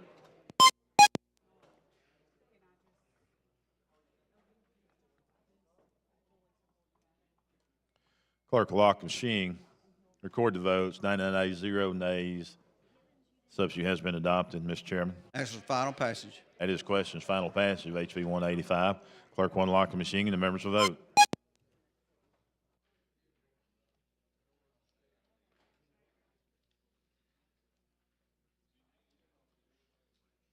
Clerk will lock the machine and record the votes. 98 ayes, 2 nays, 1 abstention. HB 185 has passed as amended. Thank you, members. Thanks, Speaker. Thank you, gentlemen. Clerk, call the next bill. On page 41 of the calendar, House Bill number 184 by Representative Hall relating to the Coalition Against Domestic Violence. Representative Hall, you're recognized.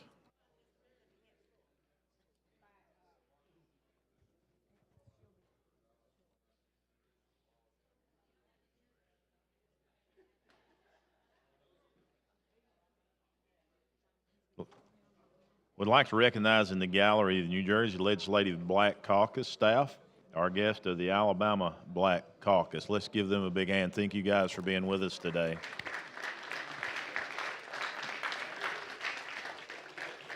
Thank you, Mr. Speaker. Members, House Bill 184 is making an appropriations of $169,633,000 from the State General Fund to the Coalition Against Domestic Violence for the next fiscal year, which ends September 30, 2026. This appropriation would also require that they provide us an operation plan, an audit financial statement prior to them being able to receive the funds, and they must also have a quarterly and end of the year performance report. If there's no question, I ask for the BIR. That is questions. The adoption of the BIR. Clerk will unlock the machine and the members will vote.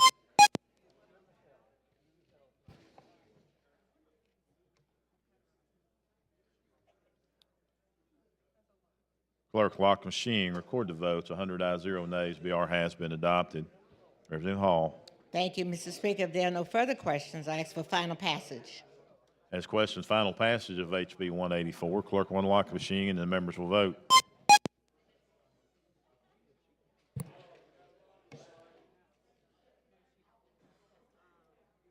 Clerk will lock the machine. Record the votes.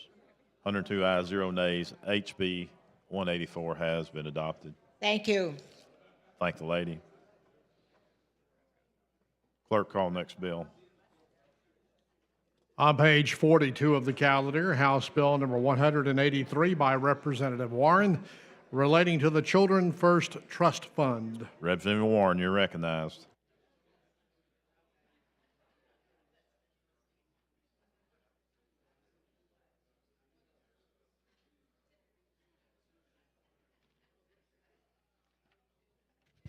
Thank you, Mr. Speaker.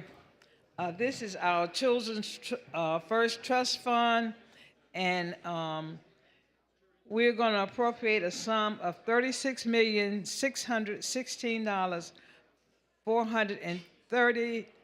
Now, let me go back here.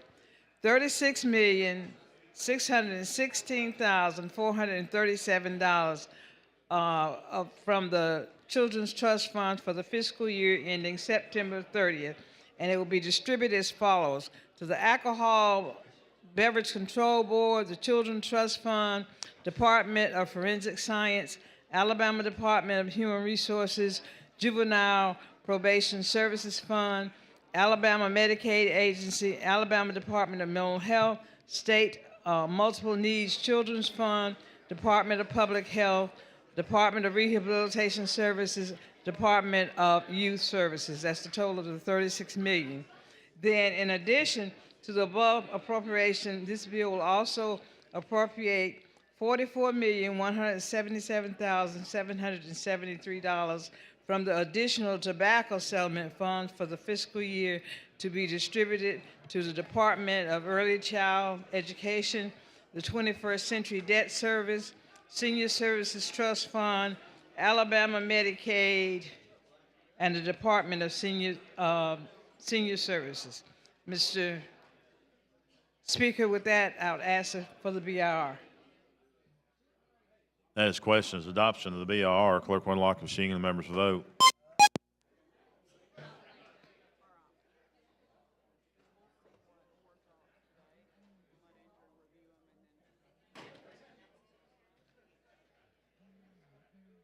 Clerk will lock the machine, record the vote. 102 ayes, 0 nays. BR has been adopted. Representative Warren. Now, I've asked for final approval. Yes, ma'am. That is questions. Final passage of HB 183. Clerk will unlock the machine and the members will vote.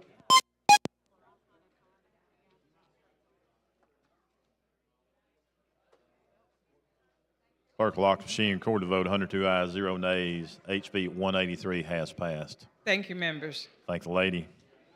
Clerk, call the next bill. On page 43 of the calendar, House Bill number 181 by Representative Underwood, relating to the Alabama Building Renovation Finance Authority. Representative Underwood, you're recognized. Thank you, Mr. Speaker. HB 181 is for the Alabama Building Renovation Finance Authority, which was created in 1990. This bill amends it to provide for $50 million of bond authority, and so they can be sold competitively or with a negotiated sale. And the bond debt is serviced through rent payments and not by direct appropriation, so you won't see it as such in the budget. And with that, sir, I'd call for the BR. That is question for the body is the adoption of the BR. Clerk will unlock the machine. The members will vote.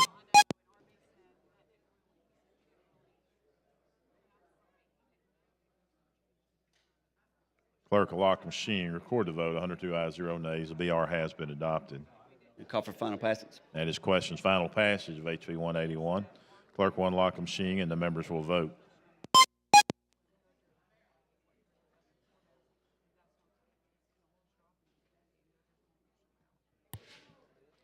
Clerk will lock the machine. Record the vote. 102 ayes, 0 nays. HB 181 has passed. Thank you, Mr. Speaker. Thank you, you, gentlemen. Clerk, call next bill. On page 43 of the calendar, House Bill number 312 with substitute by Representative Lee, relating to hospitals. Chairman Lee, you're recognized. Thank you, Mr. Speaker. This is our ongoing hospital provider privilege tax that we're carrying over till 2028. Give you an example, in the year 25, we collected approximately $329 million, and we were able to, in return, apply that toward Medicaid, and it multiplied that 329 by approximately 3 times. So this is very valuable for our hospitals and for us. If not, we would have probably come up with $300+ more million. Mr. Speaker, I move for BIR as substituted. Yes, sir. As question is adoption of the BIR. Clerk will unlock the machine and the members will vote.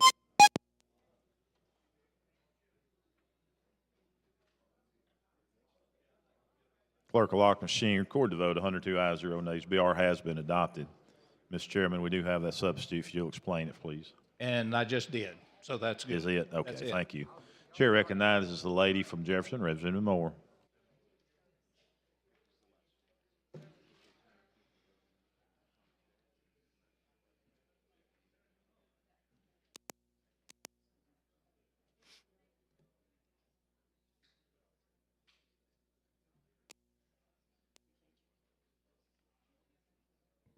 Thank you, Mr. Speaker. Representative. Yes, ma'am.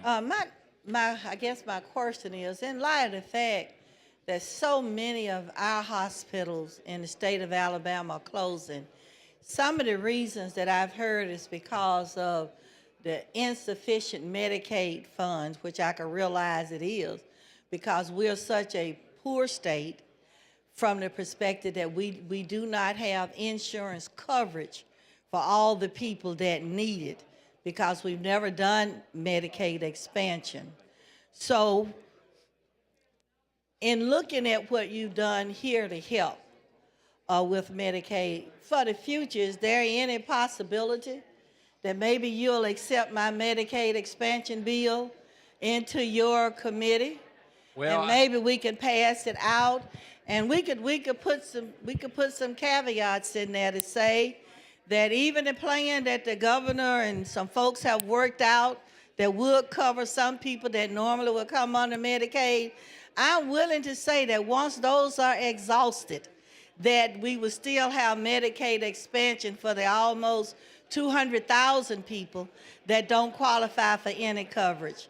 And I know you have the power, and all you have to, you and the speaker do, nod your head, and we could put that Medicaid expansion bill in there, and we're willing to compromise so that at whatever point that we're able to cover those people or have the opportunity to cover those people that don't fit into any of the packages that are currently out here for citizens of the state of Alabama.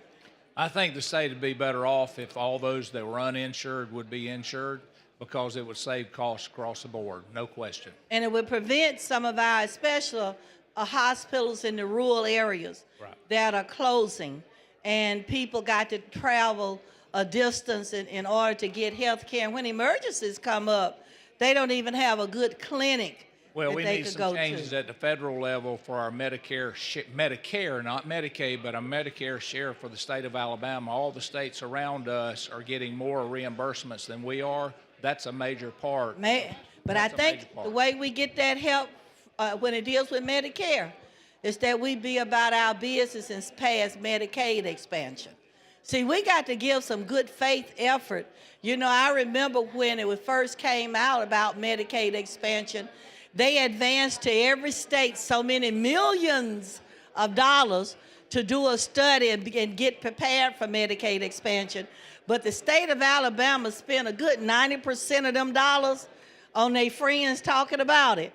And then we gave them 2 pennies back and said, oops, we don't want to do that. But, you know, our role here as legislators is try to take care of our citizens. And I just want to put it on your heart, because I know you have the power, and I know that you're concerned, because you got this bill right here, that you're concerned about all of our citizens having access to some type of health care. And not only that, but with the thought process that as we expand Medicaid, we can grow some of our rural communities and help them with a different revenue stream to come in, not only providing health care, but providing jobs to our citizens and a better quality of life for them. Thank you, Mr. Speaker. Chair thanks the lady. Chair recognizes the gentleman from Mobile, Representative Bracy.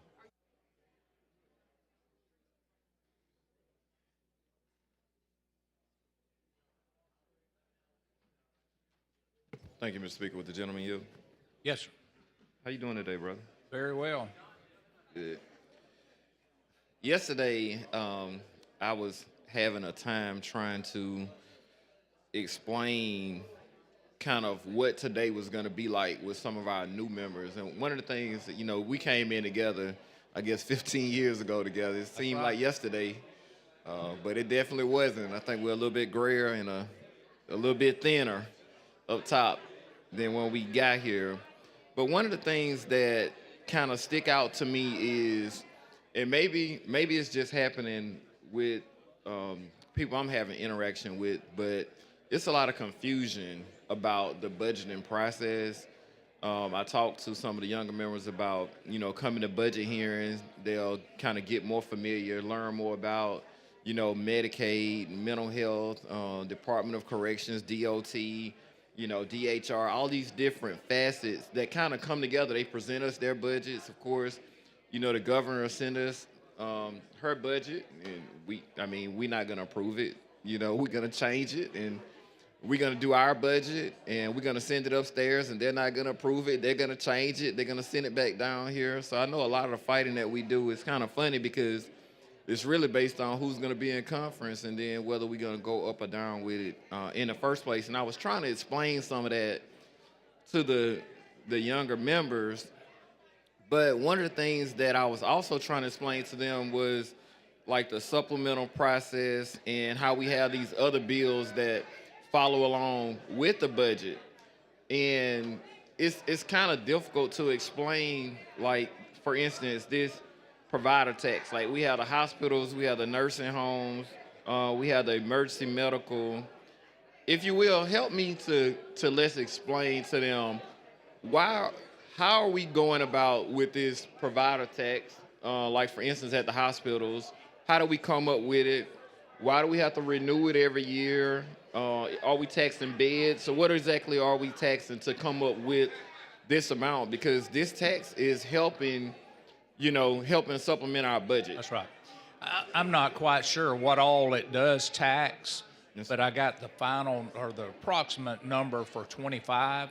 And this is one of the cases where the hospitals are very supportive because the monies that they pay allows us, rather than using other monies that we're using for other Medicaid issues, it allows us to take this money and reinvest it because we get basically a 3-to-1 match. Right, like 73% to 27%. That's right. Right. That's right. With Medicaid, and it allows us to use that money and keeps it flowing. And they end up getting the return on that and more than what they paid because they're willing to put that investment in it. Okay, It's so worked out well for years. Right, so basically we're saying that the hospitals, the nursing homes, and in the emergency medical, they're deciding that, hey, I'm going to provide this. That's right. Provider tax because this is They gonna benefit from it. Right, this is going to give us a great ROI, and we're going to be able to reap more money back from Medicaid from the federal level by putting this money here. That's right.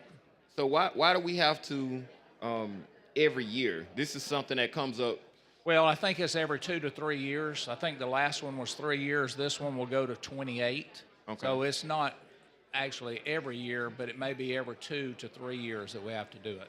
Okay. How do we do the assessment to decide, this is the amount that we feel is good where we are? How do we kind of come up with that? I don't know that answer. Okay. Are they at the table? Because I don't know either, but I know it's something that we've done. I've been on general fund with you for a long time, and I know that this is something that we've done year in and year out. And I'm just kind of figuring, because it's something that they support. Because one thing that I can say is when we have general fund committee meeting, the OG. Oh, okay. I was just told that there's a certain limit that we can go, and evidently we're meeting that limit, trying to get to maximize it. Okay. So we said we've been here a while. Don't ever think there isn't something that you can't learn. It is, because I see the original OG That's from right. the General Fund Budget Committee chair came down to school us on it. So one thing I can say is when we have a General Fund Committee meeting and this comes up, you can tell that it's something that they want because, the room is packed. And as soon as we make that vote, the room kind of thins out. So I can tell that it's a major return on investment. I was just trying to figure out, how do we come about it? Are they at the table to help us to figure this out? What would happen to our budget if they decided not to do it? Evidently, we're maximizing it. We're going to the absolute max. If they raise that max, we'd probably do more, and the hospitals would probably like that because they would get more. Okay. Now, it leads me to like another question, I guess. If one of the things that we talked about as far as Medicaid expansion, and I can't say what the exact solution is, but we do know that we have rural hospitals closing, and we have to do something. I don't know what the exact solution is going to be at this point because things change all the time.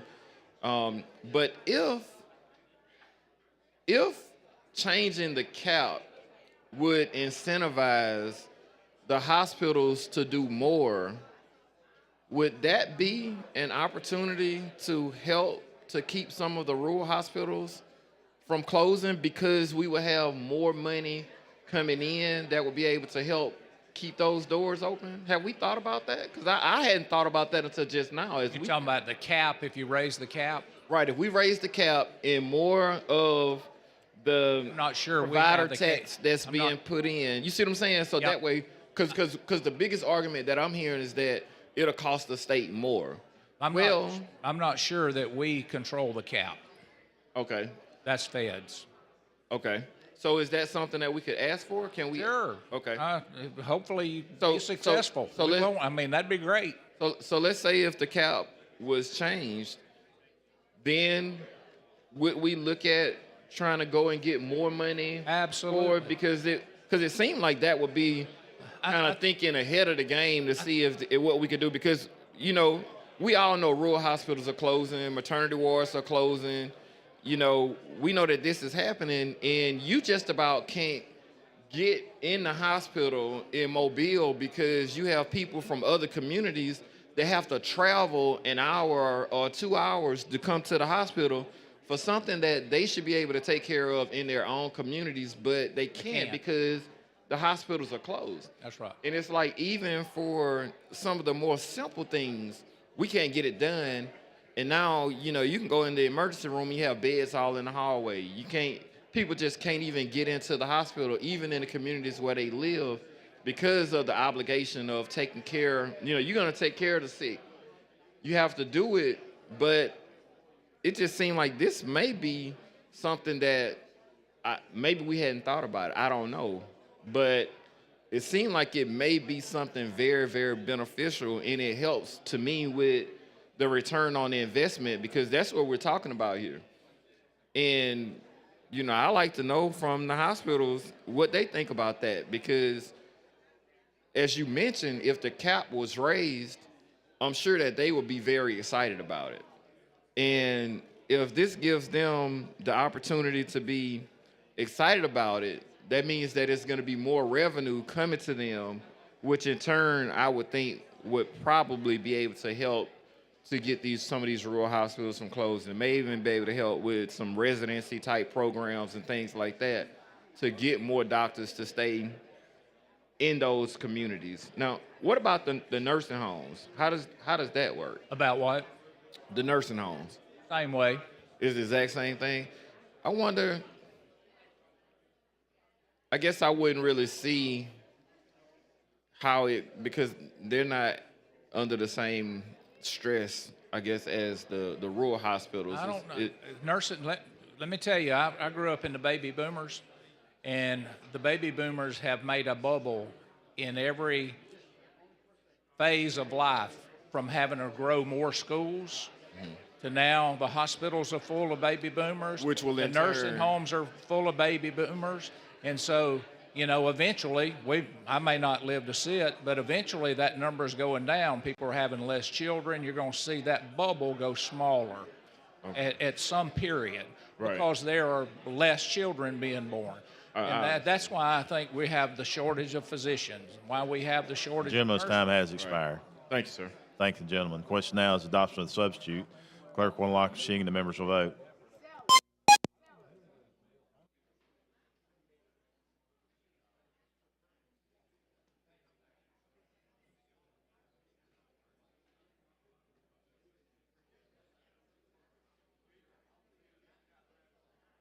Clerk will lock the machine. Record the vote. 102 ayes, 0 nays. Substitute has been adopted. Mr. Chairman. Move for final passage. Ask questions. Final passage of substitute. The clerk will unlock the machine and the members will vote.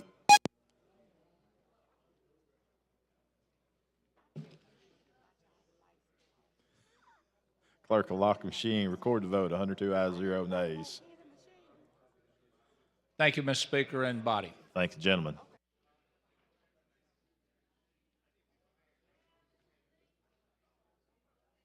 Clerk, call the next bill. On page 44 of the calendar, House Bill number 405 by Representative Blackshear relating to nursing facilities. Chairman Blackshear, you're recognized. Thank you, Mr. Speaker, for the recognition. HB 405 is just the extension of the current supplemental privilege tax and secondary supplemental privilege tax that's assessed on each of our nursing home facilities beds. This is set to expire August 31st of 2025. This just extends it to August 31st of 2028. If there are no questions, I ask for the BIR. Next question is adoption of the BIR. Clerk will unlock the machine. The members will vote.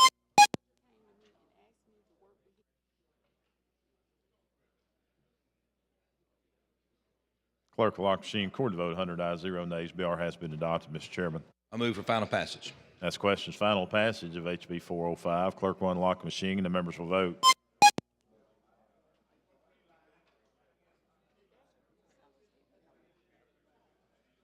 Clerk will lock the machine. Record the vote. 100 ayes, 0 nays. HB 405 has passed. Thank you, Mr. Speaker. Thank you, Mr. body. Chairman. Clerk, call up the next bill. On page 44 of the calendar, House Bill number 182 with substitute by Representative Reynolds relating to emergency medical transport providers.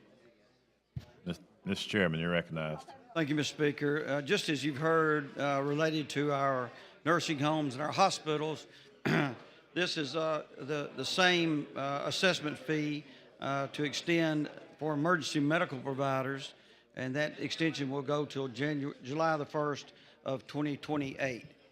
And I have a sub. Question for the body now is the adoption of the BIR. Clerk will unlock the machine. The members will vote.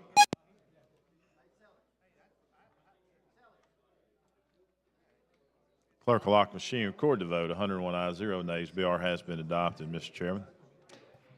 Members, the sub simply brings the language in compliance with the federal Medicaid related to common procedures coding systems for this assessment fee. Okay, you heard the explanation of the substitute. Clerk will unlock the machine. The members will vote.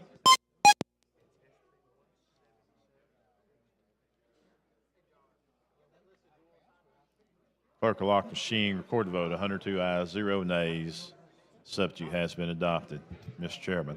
Thank you, Mr. Speaker. Final passage. That's question for the body's final passage as substituted. Clerk will unlock the machine and the members will vote.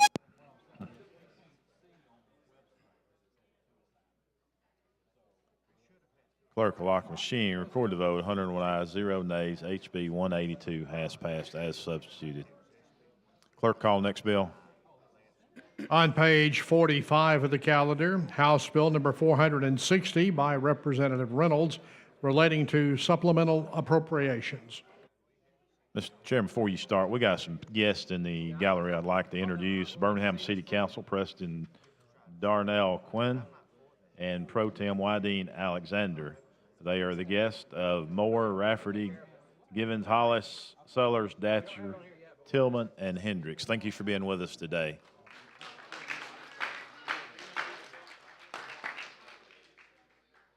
Mr. Chairman, you're recognized. Thank you, Mr. Speaker. Members, the Alabama Opioid Commission made recommendations to the committee on the appropriation of $41 million in opioid settlement funds. This legislation will allow the appropriation from the legislature of these funds. The major contributor there was to the mental health department, and that's for your education, prevention, treatment, and recovery of those suffering from opioids. $27.8 million to the mental health, $500,000 to DHR. That's for at-risk services of our children. Senior citizens, $280,000. And that's a pilot program for grandparents keeping their children.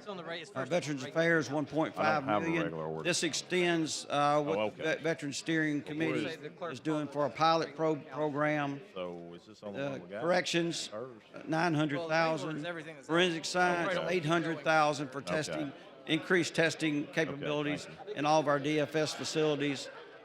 Public health, $500,000, and prosecution services, $2.6 million. This is a new addition to the appropriations we've been doing, and this is for our sheriff's departments throughout Alabama to do training and offset some of the cost impact from opioids.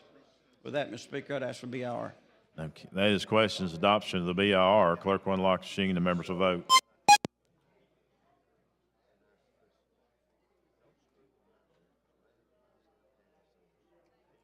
Clerk will lock the machine. Record the vote. 99 ayes, 0 nays. The BR has been adopted. Mr. Chairman. Thank you, Mr. Speaker. If there's no more questions, I'd ask for final passage. That is questions. Final passage of HB 460. Clerk will unlock the machine and the members will vote.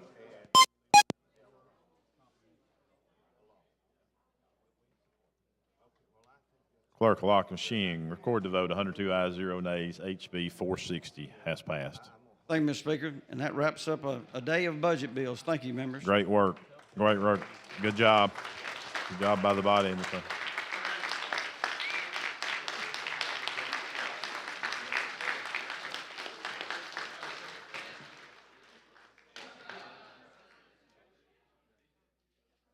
Mr. Clerk, let's call up HB 166 on the regular order calendar.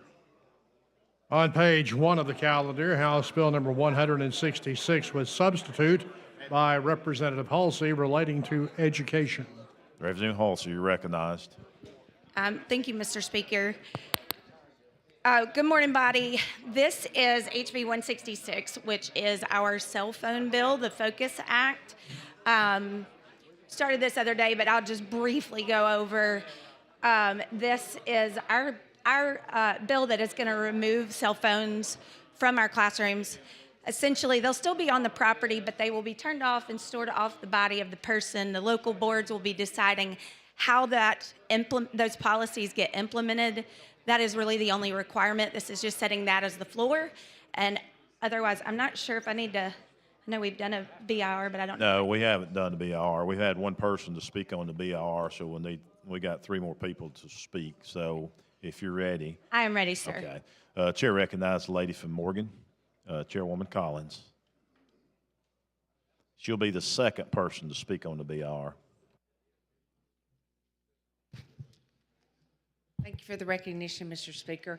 I want to also remind you that one of the things that Representative Halsey shared about the importance of this bill is that when Commissioner Boswell came and spoke, the head of mental health, her comment as she introduced herself was that rarely do we get an opportunity to make a vote that will benefit children more and the mental health of our children more than this one will do.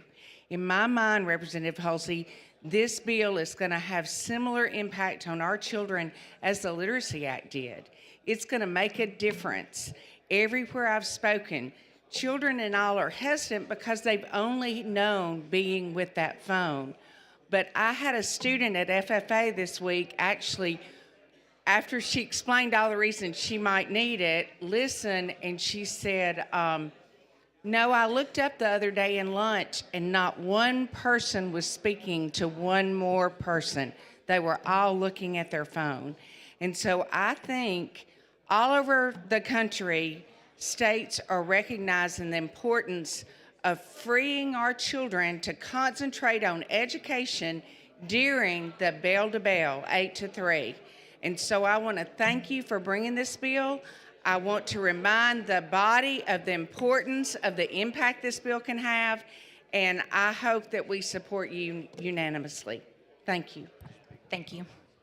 Chair thanks the lady. Chair recognizes the lady from Macon, Representative Warren.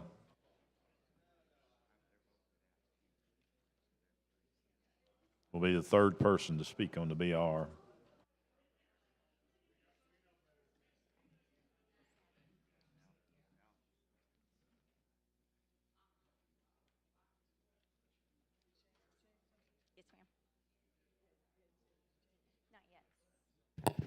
Thank you, Mr. Speaker. Young lady, Eel. Yes, ma'am. As you know, this has been an issue of mine for some time. I've submitted a bill, but I understand how the process works. Yours get in front of mine, and that's where we're going, because this is a serious, serious issue. You know, the number of hours that students spend on media and the phone every day is just unreal. And you cannot teach a child in any class that's steady on their cell phones. And I think I've talked to several teachers, and I know of one system where they implemented the no phone, and a parent called the teacher to figure out what was going on because her student was talking about what happened at school. She had never heard her daughter get home and discuss what happened at school. And she confronted the teacher. She said, "What's going on?" And the teacher basically told her, they're not on the phones anymore.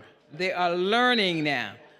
And to take the phones away, I think it's something that we're going to have to do it in a manner that, people understand, because I think the biggest rebuttal we're probably going to get from this is going to be from parents. It's just unreal how parents text their kids during the class day to do stuff and to talk to them. That should not be. It should get back to the old-fashioned way of when you want your child, all you have to do is call the principal's office and let the principal handle it from there. All before the cell phone, it worked well that way. So I think that way will work well. Now, I have not seen the sub that you're going to introduce, so I'll wait to deal with the sub. But I think that we need some teeth into this, because that's what the school board the state school board is dealing with now. They've given recommendations and requirements, but the schools are not complying. So, we need to make sure that everybody understands that we're serious about this bill and we want to implement it in every public school in the state of Alabama on the dates that we specify they do it. From my perspective, I also feel as though as we're dealing with this new generation of kids and how things are going, I think the kids should have some disciplinary actions, first, second, third chances to deal with it, because if we don't, we're not preparing our kids for the real world for breaking laws. We're just basically telling them it's okay to do whatever you want to do. Nobody's going to bother you, but that's not how the real world is. They're going to get caught up in that. So that's why I was, in my bill saying that, that we should make sure that the students understand what the rules are, the parents are understanding. Because I've seen a school that the first offense, they reprimand the student. The second offense, the student pays the fine. And would you believe the third offense, the parents assess with the fine? These practices are being practiced throughout the country. So I don't want us to get up here and feel as though we got to make everything easy. Life is not easy. And education is to prepare kids for the future. And if we don't do something that's going to put some teeth into this, if we don't make the school systems understand you got to do this, it's going to be just like it is now. They're not going to be dealing with it. So again, I applaud the effort. I hope we can see our kids now in class dealing with instructional matters and not gaming and listening to music and texting folks and doing everything else they're doing in the classroom. But we got to make sure that we got some teeth in this bill if we really want it to be. You talk to teachers, they will tell you they're afraid to take the phones from kids. They're actually afraid. So, like I said, if we don't have no teeth in this thing, it's not going to work. Thank you. Thanks, lady. Representative Warren, before you leave, wait a minute. Bertie told me that tomorrow is your birthday. And so we would like to honor you by letting Margie lead us off in a song of happy birthday. Please join me. Happy birthday to you. Happy birthday to you. Happy birthday, dear Peblin. Happy birthday to you.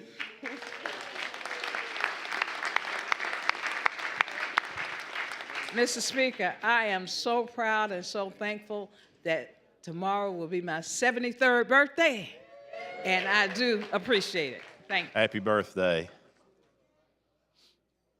Chair recognizes the gentleman from Escambia, Chairman Baker. Thank you for the recognition, Mr. Speaker.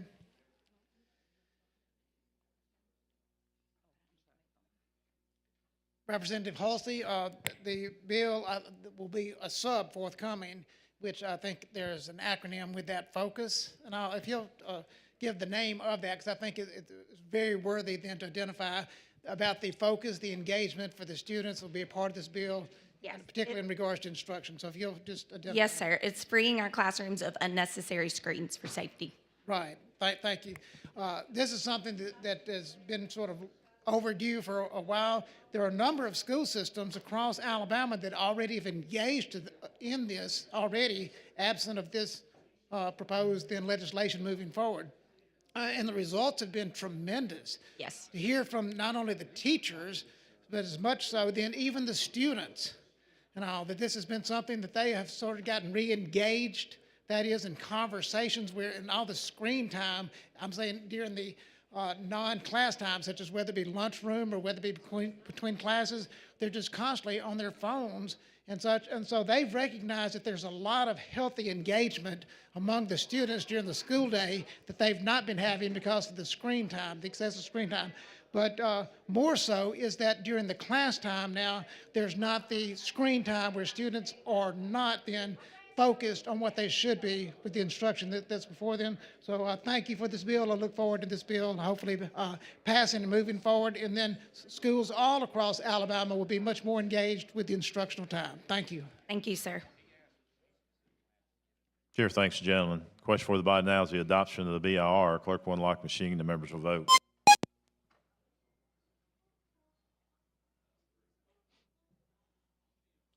Clerk will lock machine. Record the vote. 81 ayes, 7 nays. BR has been adopted. I understand we have a substitute. You care to explain your substitute? Yes, sir. Basically, what the sub does is it offers some technical amendments. It also goes in and creates a survey to be able to monitor uniform compliance with this particular law. And then it also does provide for punitive damages. All of these things were I spent time working on this with several members in this body, but also with our groups like the Boards of Education, the Superintendents Association, class, and this was really what we all agreed to, and that's essentially what it does. I will say that I am going to have an amendment, but with that, I'm ready for questions, sir. Okay. You heard the explanation of substitute. I've got a few lights on. If you want to speak on the substitute, just raise your hand so I can see. Okay. Okay. Representative Drummond, you're recognized.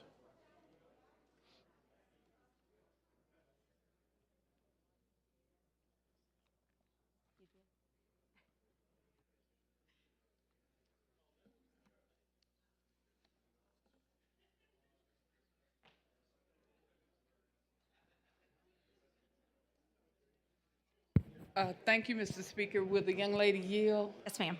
I want to thank you for working with us because I'm one of those voices that was in here. But I want to be very, very clear because my concern, and the amendment has not been brought, so I'm not going to talk about that, but that's something that we wanted. But I wanted you to know that my concerns are so valid. Everybody knows that I'm one of these people that look at the emergency because in 2024, we had 84 school shootings. And as someone who's had one in her county, and many of those constituents who had students at the school was very, very careful because they found out that their children, that there was a shooting because the kid pulled their cell phones out and called their parents to say, I'm okay, there was a shooting and so forth. So I want you to tell this body where those devices, if this piece of legislation passes, because that's what I'm concerned with, that they will still have some sort of access to those phones in the event, because it's not if it will happen, it is when it's going to happen, because I gave you 2024, but if you go all the way back to 2020, the number of school shootings in this country has just escalated. So that's what I'm concerned about. So talk about that aspect. Yes, ma'am. I'm happy to do that. So essentially, all this is going to do is that it says that they will have to turn their phone off and store it off their person in a locker, car, or similar storage solution. Wait just a minute. Locker or car? But if they're in the classroom, will they have anywhere? I mean, can those instructors or that system, can they have those cell phones not while they're doing instructional time? I understand that. I value that. I agree with you on that. But I do think that those devices need to be somewhere where those children can call parents or even call 911 and say somebody is shooting in our school or whatever, because that has happened too. Sure. This does not require them to do that. It gives them, it's just saying some options, right? There are some schools that already do this. There are a couple of schools that already require phones to be left in their car. That is what that Cars in the parking lot. Get me inside of the school. I'm just telling you, all this says is that you can store it in a locker, a car, or a similar storage solution. They can choose to store them in their lockers in the building, in the classroom, in a shoe rack that's hanging on the door. That has been left up to the local boards. All that we're doing is setting that floor for what they have to do, which is turn it off and store it off of their body. But how that gets stored is left up to the local boards of education. We didn't dictate where that had to be for every school. Well, see, I think that's going to be problematic because that kid needs to have access to that phone, not during instructional time. I applaud you on that. I agree with you. I think too much of that's going on, not only with students, I think so with adults. But I really think that it's important that even with the local school systems, if you leave it up to them, they may say you can't bring it on, it has to be in the parking lot. And if there's a school shooting there, that child won't be able to tell their parents. And as a grandparent my grandson in Georgia, was able to call his parents and say, I'm okay.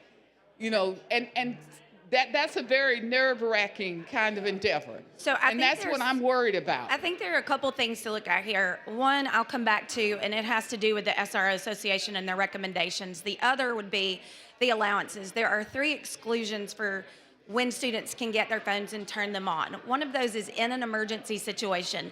In order for them to be able to do that, they would have to be inside the building anyway. I don't think most of your schools are probably going to do that. There are a good handful that are doing this. They're already using systems that are stored inside that school building, and that's the majority of the schools that do already participate in this or have their own policy already. They're storing those phones in the classroom in various different ways. I understand what you're saying, and I hear you, but I will also just add, for the sake of being as transparent as well, the #1 recommendation from the National SRO Association is not to have those schools have phones in the campus or on the campus when an event like that happens, but because it actually makes the situation harder for them to manage and deal with successfully quicker. So I hear you. I understand that. We're just leaving that up to the school boards. I do not think you're going to see most of them require them to stay in their car. Well, I had the good privilege under the previous superintendent in Montgomery, when he started his policy, and we were on a task force for the governor, and we went into, I can't remember the name of the school that we toured, and they had a pilot program here in Montgomery. It is working. He showed us the data. It's crazy good.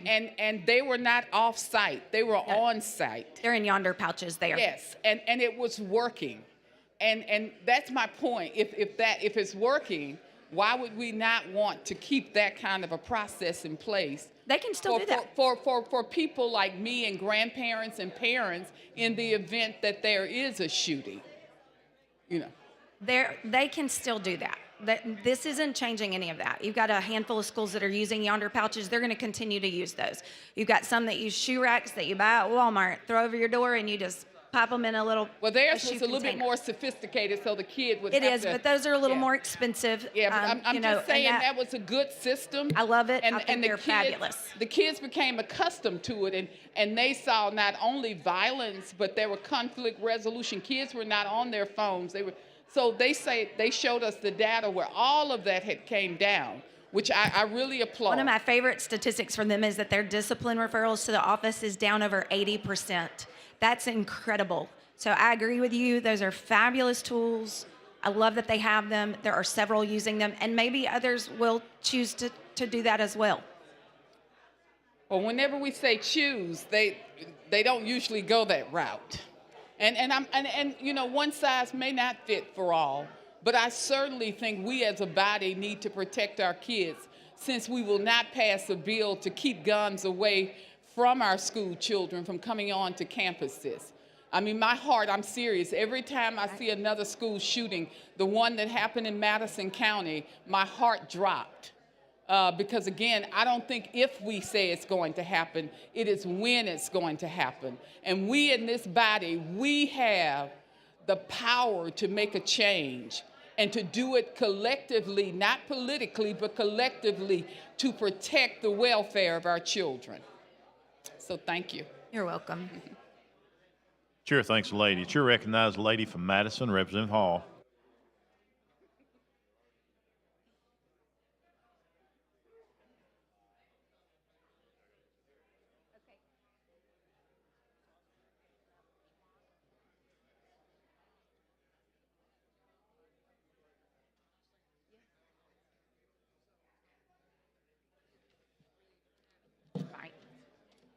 I've been looking for my phone, and here it is. Thank you. First, I want to commend you on the work, the effort, your stick-to-itiveness. I won't quit. Thank you. You know, and how you've handled this. Thank you. There are several things or concerns that I have. Presently, I understand there are systems that already have a process in place. Yes, ma'am. Do you have any idea how many there are? I do not. I know there are several, but I do not know the exact number. Do you have any in your district that you're aware I of? do have some in my district. Two of my systems have a policy, but if I'm honest with you, it's not being completely followed or strictly adhered to. But yes, we do have them in my district. I also noticed in your, you talked about the survey and a 30%. How did you come up with that number? So that language was actually provided to us collectively by class, the boards of education, and the superintendents. So when you met, that's a good statement. When you met with class and the Board of Education and the superintendent, what was their response to your bill? They were all very supportive of this bill, said it is needed. And really, my approach with that was, and I have to also say Senator Chastain was fabulous about this, and that was that we said, look, we want teeth in the bill. Bring us some teeth. So that they could be a part of that. And then we kind of felt like if we got everybody on the same page about that, it would be a little easier to move that. So realistically, we gave them this is what we want. We want teeth, and that's what they provided. So but these superintendents already have a policy in their system. Not all of them. They do not. So the Not all of members of class and superintendents did not have a policy. Well, some schools do throughout the state, but most do either do not or they're not being compliant with them uniformly. You'll have some teachers enforcing it and some teachers not enforcing it. Oh, so it's school system. Okay, so let me make sure I'm understanding. You have a school system that has a plan for the phones. There is a policy in that system for that phone not to be used during class. Correct. And that policy is not being adhered to by the teachers? Uniformly, it is not being honored or applied. I've heard from several schools, not my districts per se, but several schools that have a policy, and it's one of the sense of frustrations for them is that it is not being enforced consistently. So they're just kind of feel like they're in a tough spot, and teachers have overwhelmingly supported this. They want it, they need it, they're desperate for it because they do not have kids paying attention in their classrooms. They're using their phones to cheat, to text, to do whatever else they want to do in class. I hear that, and being one that loved being in the classroom, it is just amazing to me for you to tell me that there would be students in my class that would be on the telephone while we're having class. I just can't even imagine that would be, and then I heard somebody say, and then the teachers are afraid If the teachers are afraid, obviously there is, and I hope the superintendents and the school board members and others are listening to this, because we're coming with all of these things that we want the system to do, but they have a responsibility to our children too. And I just don't think we ought to be sitting up here bringing about making laws to make people to do what is right by our children. I just don't think it makes no sense to me. I love the fact that I was able to go in the classroom and have your child in my classroom and work with your child and make sure he or she did the very best. And believe that in order for them to do their very best, I had to have their attention. I just don't, and I say this because we keep coming with things that we say this should be done. Yesterday in Health Committee, we were talking about things that should be done. But the people that should be doing it, it just appears that since the superintendent's not doing it and the principals are not doing it, here we are legislators, we're gonna fix this. Now there is one thing that you did not include in this about the telephone. I have on a watch. It's listed in terms, the way that you would find that is that if it can connect to a wireless, like if it's anything that can connect wirelessly, you cannot use it. It's supposed to be turned off. This watch connects. I know. So you're going to have the students then to take their watches off too? In theory, they're supposed to.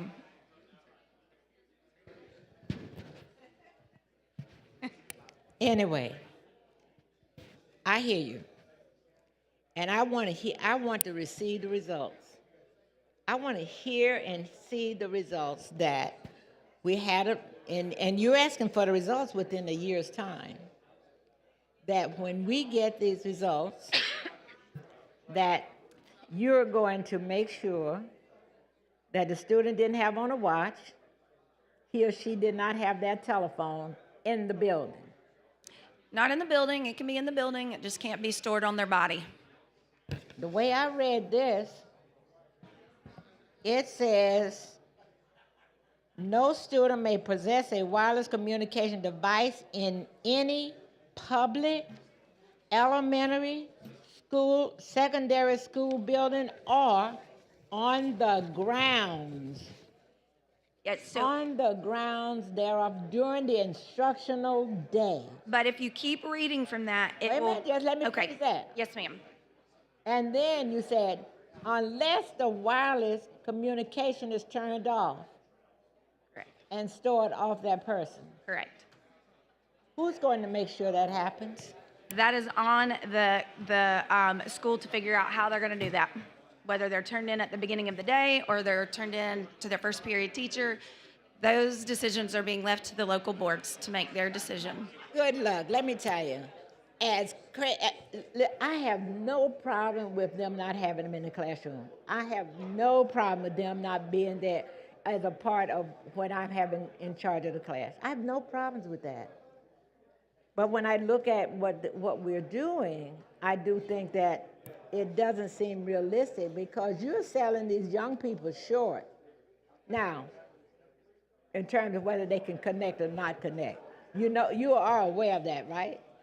Listen, this is not exactly how I'd like for it to be, but at the end of the day, we do a lot of work to get things moving in the right direction. I believe this is going to move the needle, and we'll keep looking at it. And I honor you for the work that you've done. I would not take one thing from you for the work that you've done. But I would ask you to think about it. That person that's in that classroom, that child that goes in that classroom, certainly having access to the phone while the class is going on. You can't be on the phone and during lab, if I'm teaching lab and we're dissecting the frog or the cat or the sheep's eye. You can't be on the phone doing that if you're being effective. But the other side of that is that as we go through this process, I also find that we are doing things that I think superintendents ought to be strong enough and men and women enough to have that policy. We should not have to do that for them. I don't disagree. As educators. I mean, in terms of the policies. And then I'm going to say one more thing. This is something else that we do that I disagree with, and we've continued to do it. If you will look on, let's see what page. On page 2, the legislature finds and declares the following. How did did we do a study? That's how the legislature finds. You have a study or you have a group of people. That's not you. That's just something that we keep doing, and I don't think we've had that. Lady's time has expired. Thank you. Thank you. Thank the lady. I think that's all the arms I seen up on the amendment. Am I correct, substitute? You want to talk on substitute? Okay. Chair recognizes the gentleman from Mobile, Representative Bracy.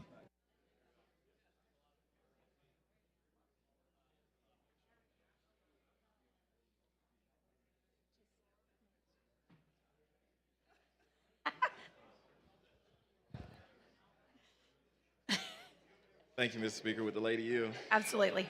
I've been wondering why you've been asking me to smile for the last week and a half. Has nothing to do with this. I've had some major heartburn about the bill, and most of it is centered around safety. And I gotta grab my phone. It's a text I wanna be able to read to you.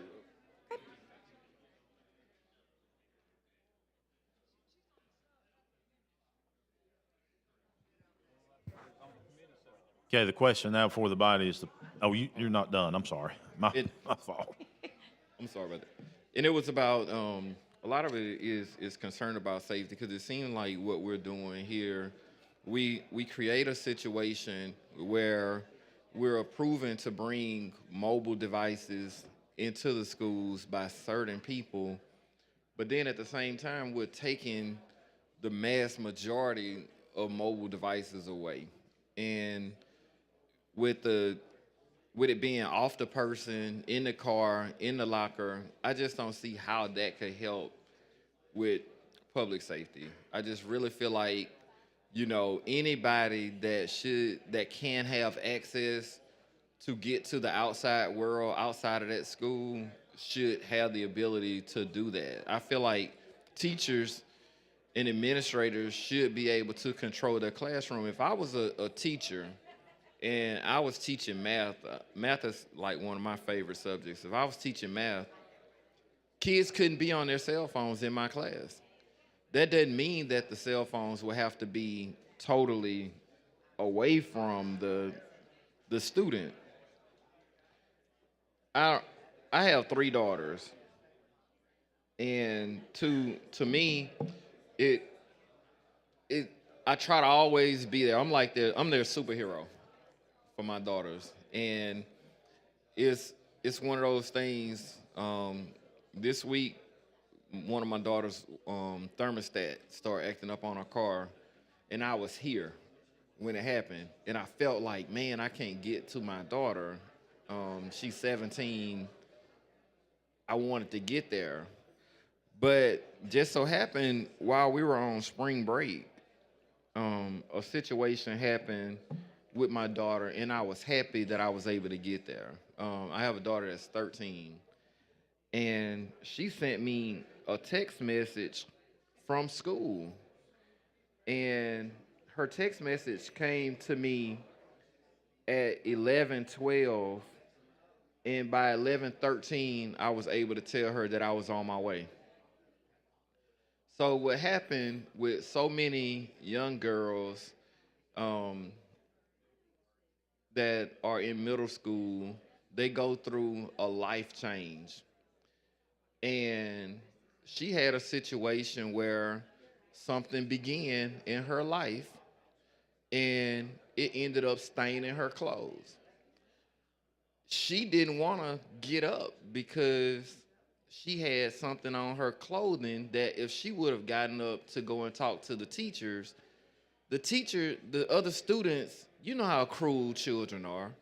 They would have laughed at her, done these different things. She couldn't tell nobody, but she could tell me, her dad. And I was able to tell her, okay, I understand.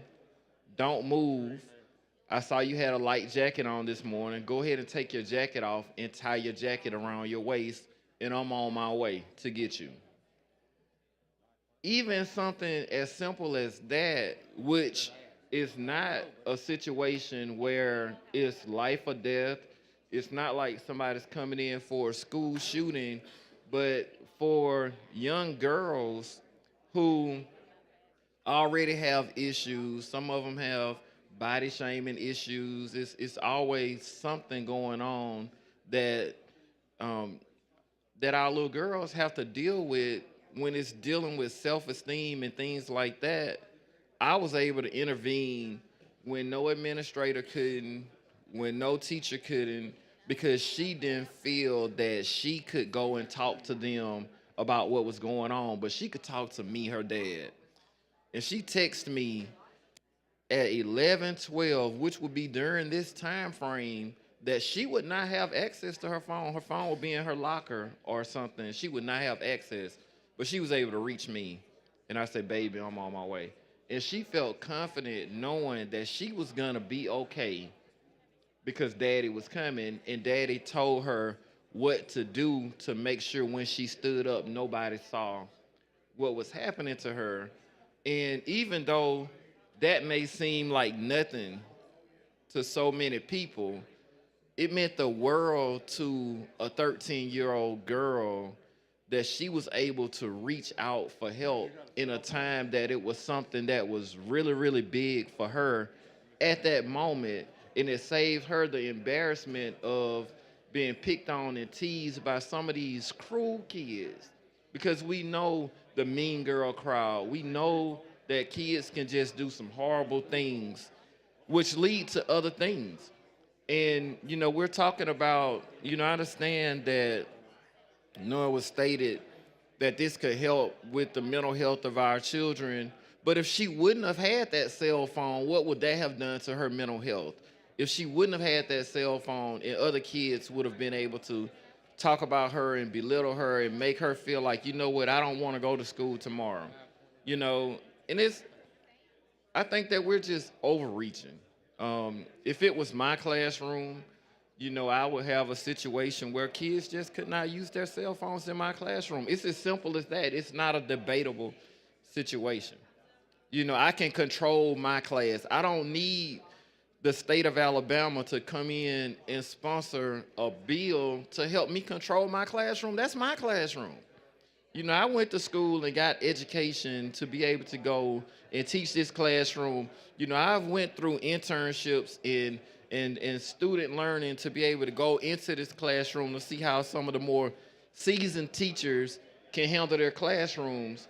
I don't need the state of Alabama to come in and teach me how to control a bunch of 12-year-olds. I got that. That's my classroom. And if I don't have that, then maybe I need to be rethinking the profession that I've chosen, because we ought to be able to control that. And I feel like we're taking that away from me as a parent. I feel like we're taking that away, and from my daughter that felt like it was nobody else that she could reach out to but dad, because dad fixed stuff. She was able to reach out to me, and I think under this bill, she wouldn't be able to do that. And I think we're overreaching. You know, Life 360.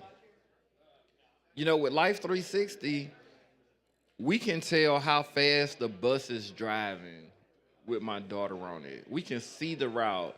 I could be here and I could know. They can use them on the bus. Ma'am? They can use them on the bus. I know they can, but what are the chances of, and I understand what you're saying, but a lot of people are probably gonna just opt out altogether, right? Because now we're asking the kids to put the phone in the locker or put the phone somewhere else off of their person where it could be stolen, anything could happen. So I could see a lot of people just opting out saying, maybe the kids just don't need a phone at this point. But the Life 360, it helps us in so many instances. And I understand where you're coming from. I just want you to understand where I'm coming from. I do. I hear you. And, you know, a lot of kids have situations like that. I was so happy that we were on spring break. and I was able to respond. And within 1 minute, she knew everything was going to be all right. And she didn't have to sit there trying to figure out what she was going to do, because in her mind, it never thought wrap my jacket around my waist. It never thought to, because that's the first step before going to talk to the teacher. That's the first step, is how can I secure myself to make sure that I'm okay, to make sure that other people don't get in my personal business because of where they would go with it, the road that they would take with it. And I'm gonna proudly vote against the bill for my 13-year-old daughter. And I understand where you're coming from, but I think we're overreaching with the bill. Thank you. Thank you. Chair thanks the gentleman. And we got everybody that wants to speak on the amendment now. Question for the body is adoption of the substitute. I'm sorry, clerk will unlock the machine and members will vote.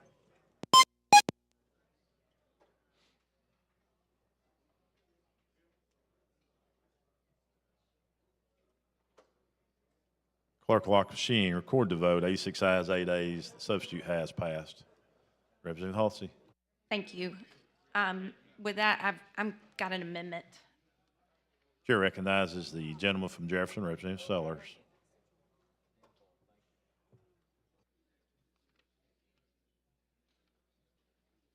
Mr. Speaker, will the lady yield? Clerk, see the amendment. Amendment to House Bill number 166 by Representative Sellers. Representative Sellers. Explain your amendment, please. You got to get it back. No, I've got another. Let me explain this amendment, even though she stole my bill. She tried to steal my prayer last night. But replace line 116 on page 5 with the following. Provide specific procedures and other protections that prioritize the safety and security of students when. And remove lines 143 through 147 on page 6. You've heard the explanation of the bill. Does the sponsor consider it a friendly amendment? I do. Okay, you've heard the sponsor, and she does consider it a friendly amendment. Clerk will unlock machine and the members will vote.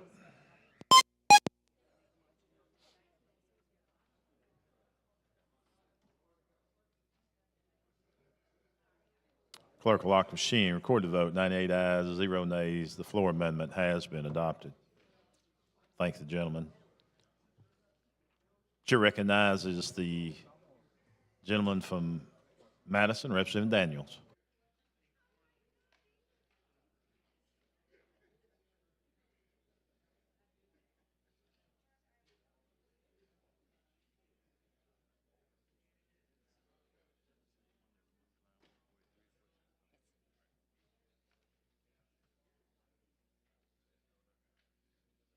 Thank you for the recognition, Speaker. Will the gentlelady yield? Yes, sir. I think I've come a long way on this piece of legislation. I know we've had back and forth conversations about some of the things that we felt was a little bit of overreach and excessive in the legislation. Looks like that you've worked hard on the legislation. You've removed a lot of those items, especially the punitive piece that was a stickler for me. But it was very alarming to me when you shared the data about the impact that these cell phones are having on our young people. And so it really bothered me. And I guess that as someone with small children, I just really never noticed that, never really paid attention to it. But I began to see some changes even in my children, which is why I've reduced their screen time at home. From how they respond to certain things, their interaction with other children. And so I've come a long way in this, and this is something that's not just impacted my household, but many households across the state and across the country. And so one of the things that I will say to the governor as well on this piece of legislation is that we probably need to start looking at an education campaign to start educating the public on the impact that this is having on our children. You know, if we're looking at the number of hours they're in school, but what about the number of hours they're out of school? What about the summertime?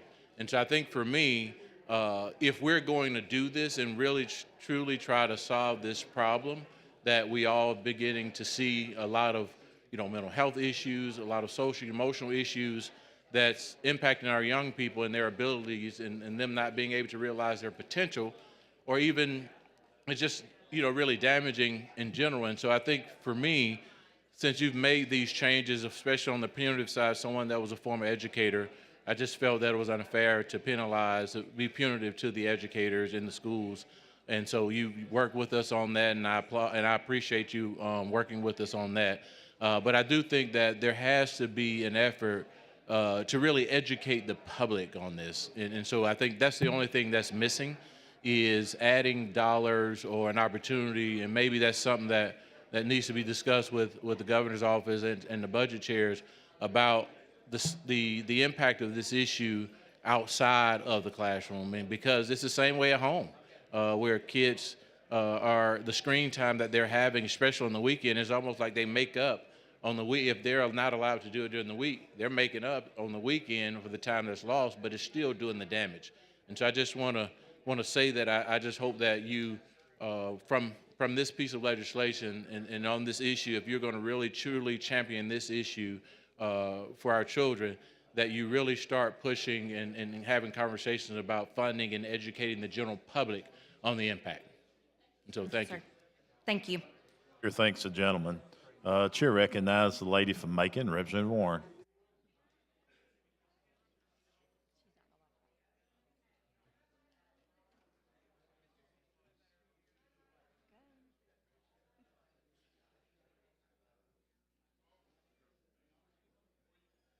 I know.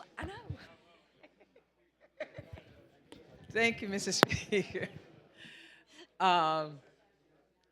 We've had a lot of discussion today, and we've heard from so many people that people are resisting to enforce the cell phone policies in the schools. I know in your original bill you had, we would take 30% away from some monies, whatever it was. I still say that we need to put some teeth into this bill. We don't have to tell them what they should do except include punitive measures in their bill.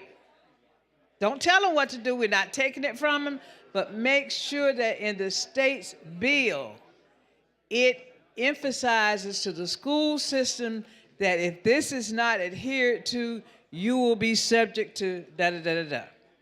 Because if we don't, we're going to be in the same position next year that we are this year, where they're not really implementing the policies or with the regs or whatever you want to call them at the school system. So I think we need to have some language in there to the state board that tells them you got to put some punitive measures in there in this process.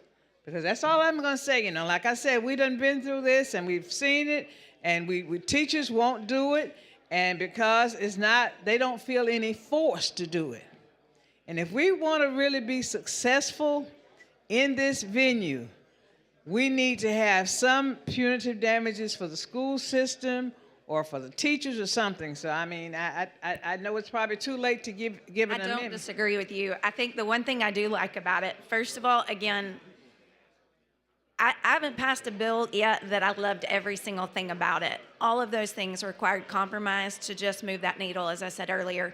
This is still doing that. We left the survey in there, so we're still going to be able to collect data once this is passed. And if we see consistently that there is not uniform compliance, a lot of what just happened because of a collective voice that I was hearing. And I would just argue and challenge each person in this room that in the next few years, if we get data back that says that they're not complying, that we do look more seriously at coming back and amending this to add those punitive damages. We know that the data that is out there shows 100% positive result from implementing a no cell phone policy. There's not a single school that has had a problem. Their grades have gone up, their discipline has gone down, mental health numbers have climbed, progress of not having those same numbers. You've got less bullying. You have people actually literally writing down 62% more information in a classroom when they don't have their phone in their hand. 62%. Their test scores are through the roof different. If they're not complying, then I really challenge this body to let me bring it back in a few years and put punitive in there so we can give them the chance. We'll have an opportunity to see what their compliance looks like. And if they're not doing it, then let's look at it again. I would prefer it stay there. I would, but this is what I'm agreeing to today, and I'm okay with that. Well, I can't agree with you on this one. We've been working together. I understand and respect that. But like I said, if we mean business, we need to show we mean business, and I agree. This case is really more serious than we realize, because when you start looking at what is doing, as Commissioner Boswell says, with the mental capacity of these kids, the social skills that they're handling. I mean, my daughter was telling me one day they have the policy where you don't have the cell phone, but she collects them every day in the class, and they finished early.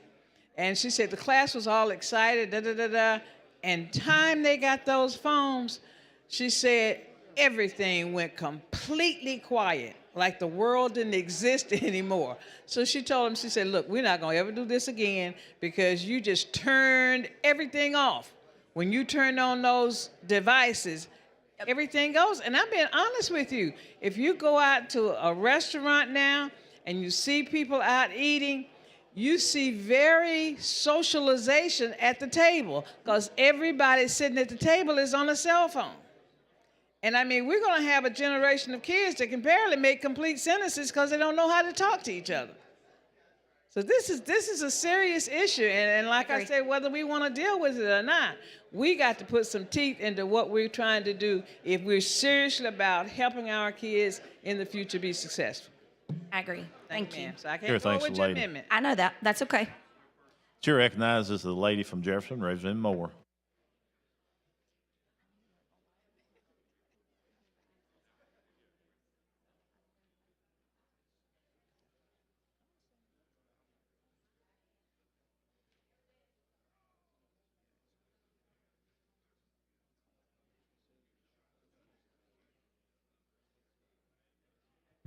Thank you, Mr. Speaker.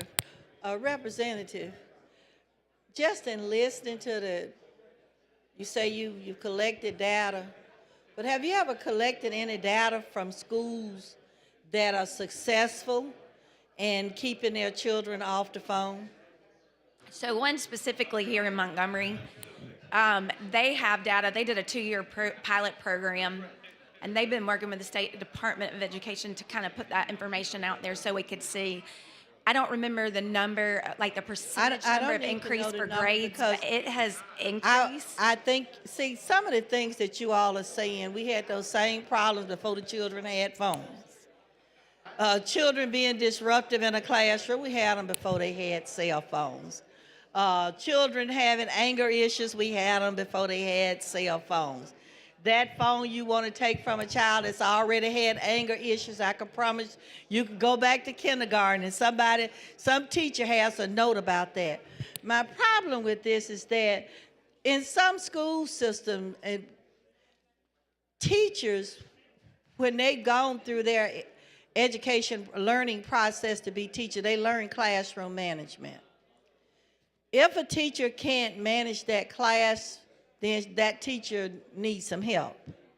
The problem with the cell phones are coming from the parents. So you have to do something to them. But what I've learned from my granddaughter, because since the issues come up, I asked, well, what do you do when you go to school?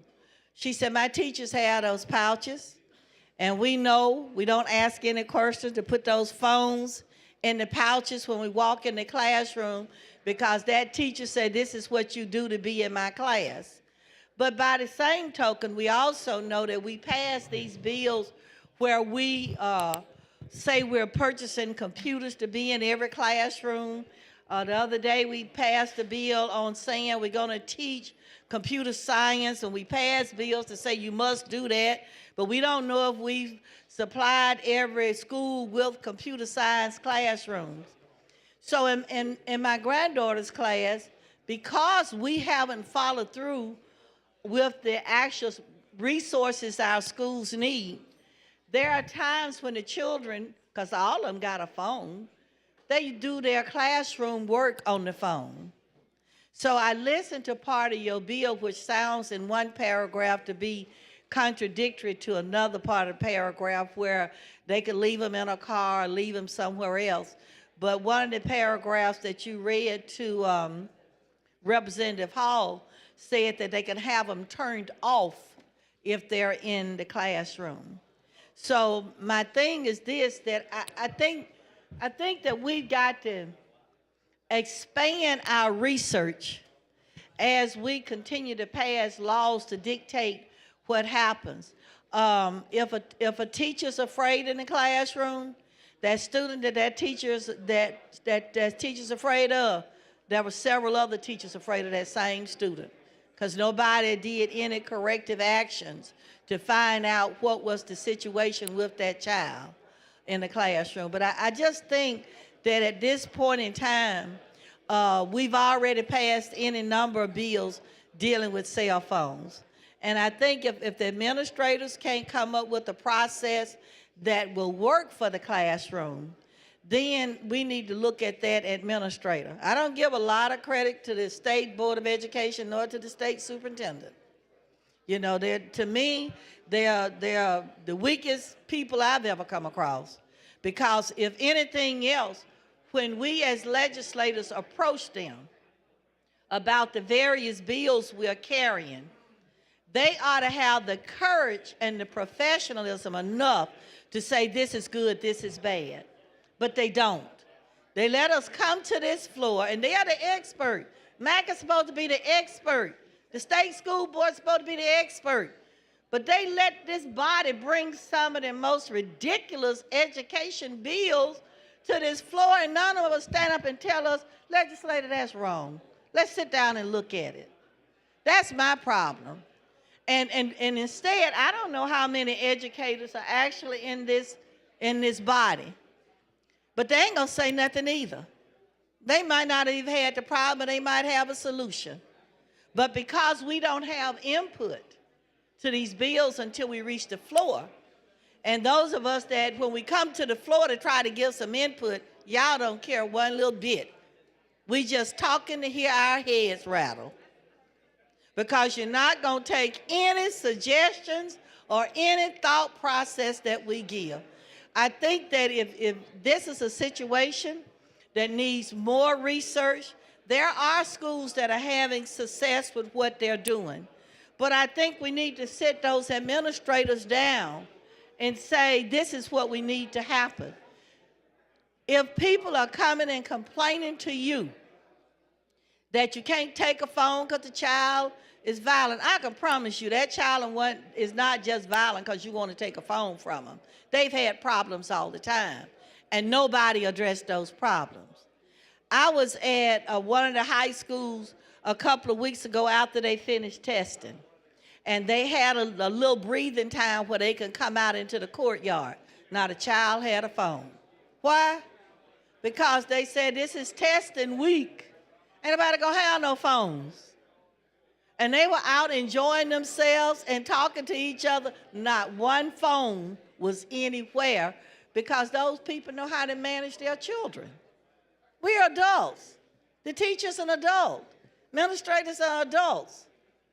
But all of this disrespect for adults start at the home. And if we want to do something, let's start at the home. Tell mama don't buy that child that telephone at 3. They don't need no phone to babysit them. Then we try to tell the schools how to operate.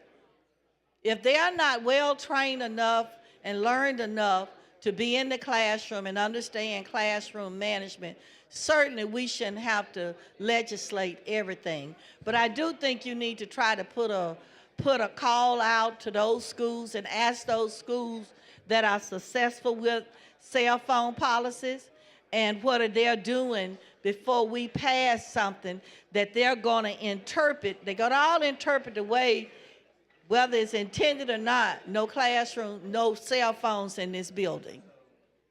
They're going to miss the part that you say that they could come up with a policy. They're not going to read that part. They're going to tell everybody, the state said no cell phones on this ground.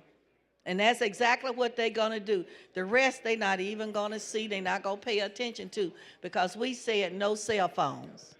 I think that, and I know that there are schools that are successful. And there are schools that's making sure that during teaching time, if in those classrooms, that those phones are in those pouches. But by the same token, I'm telling you, we said we provide our schools with computers, and we have not done that. So in many cases, they do their work on Schoology in the classroom on their cell phone because we haven't sufficiently supplied our schools with computers. So what is going to be the answer to that when they've got to do their work? And do you know that most of our schools, they don't even have books.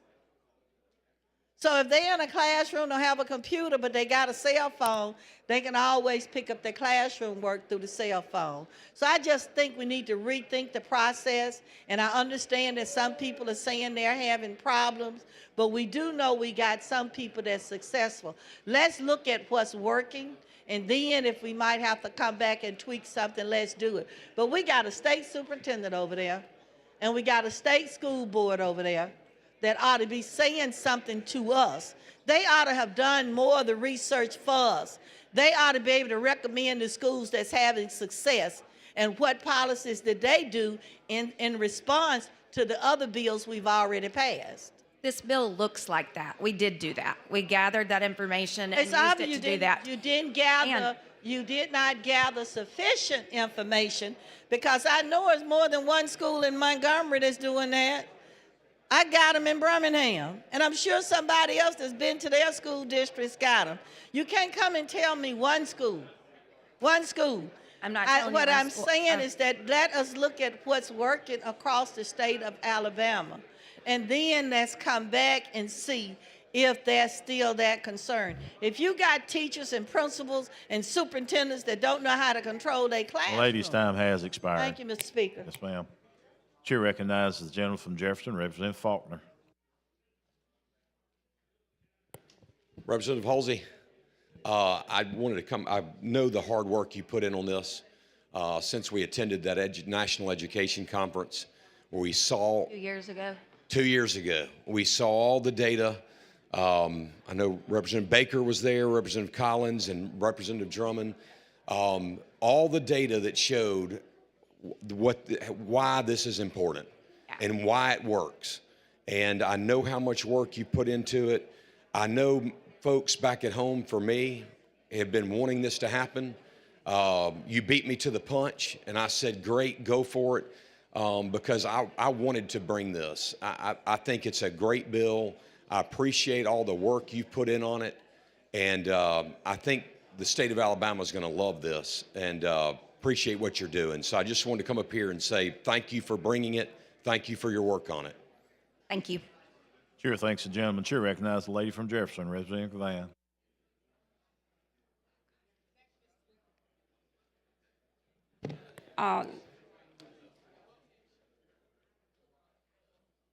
I have been asking in this chamber, I know for the last, I don't know how many years, every time we bring this budget, every time someone comes here with a modification for change in our school systems, and I have said for many, many years that one of the biggest problems in our school system is cell phones in the hands of children. I represent educators across this state, and we've had about maybe 3 or 4 educators that I've represented that were either forced to resign or terminated in some manner, and it all involved a cell phone. And the biggest issue with the cell phone wasn't every time necessarily the child, but it was the parent and the parent's response to someone telling their child right from wrong, or to say to them, put the phone down. And when that happens in our school systems, many of our educators are forced into situations in which they have not, or they have lost control of the classroom. I know there are many who argue the fact that if something happens in a school, our child should be able to call. Listen, every parent in America will get a call if something happens at a school. And your child being able to make a call, I guarantee you, will not be the first call that someone either in law enforcement will make, or that they will make it before them. And that's the realization of where we are. And even if you're making the call as a student, the parent will not be able to even go beyond a certain barrier line. So we're dealing with issues of someone saying, well, if something happens, my child should be able to call. Each classroom should have a telephone, number one, a landline. Sometimes when situations occur, there are times when phones may not even be working. But I'm standing here in support of this bill because I've argued this point that our children can learn better without a phone in their hands all the time, 24 hours a day, so much so that when educators are teaching, the child is surfing the internet and doing all of these other things. Also, what you see with cell phones is that a lot of these crimes that are taking place within our youth or by our youth, the biggest perpetrator is the cell phone. It is the biggest weaponry that our children have in their possession, and much of what happens in our children, in the lives of our children, starts from a cell phone. I have made this argument time and time again. When all of the ballistics come in, all of the forensics come in, everything in many instances can be tracked and led back to this phone. So these phones are very powerful, but I think that I have no problem with whoever wants to get their child one. I helped to raise my niece. There was one thing, and I gave her the world, but there was one thing I would not give her, and that was a cell phone. I would not give her a cell phone, and if anyone wanted to buy it, they could buy it, because I believe that kids, when they go to school, they should go to school to learn. They should be in a place of discipline, but also that our educators should be in a place for which they are to be respected from every end. So it's not just from the learning standpoint that I stand here.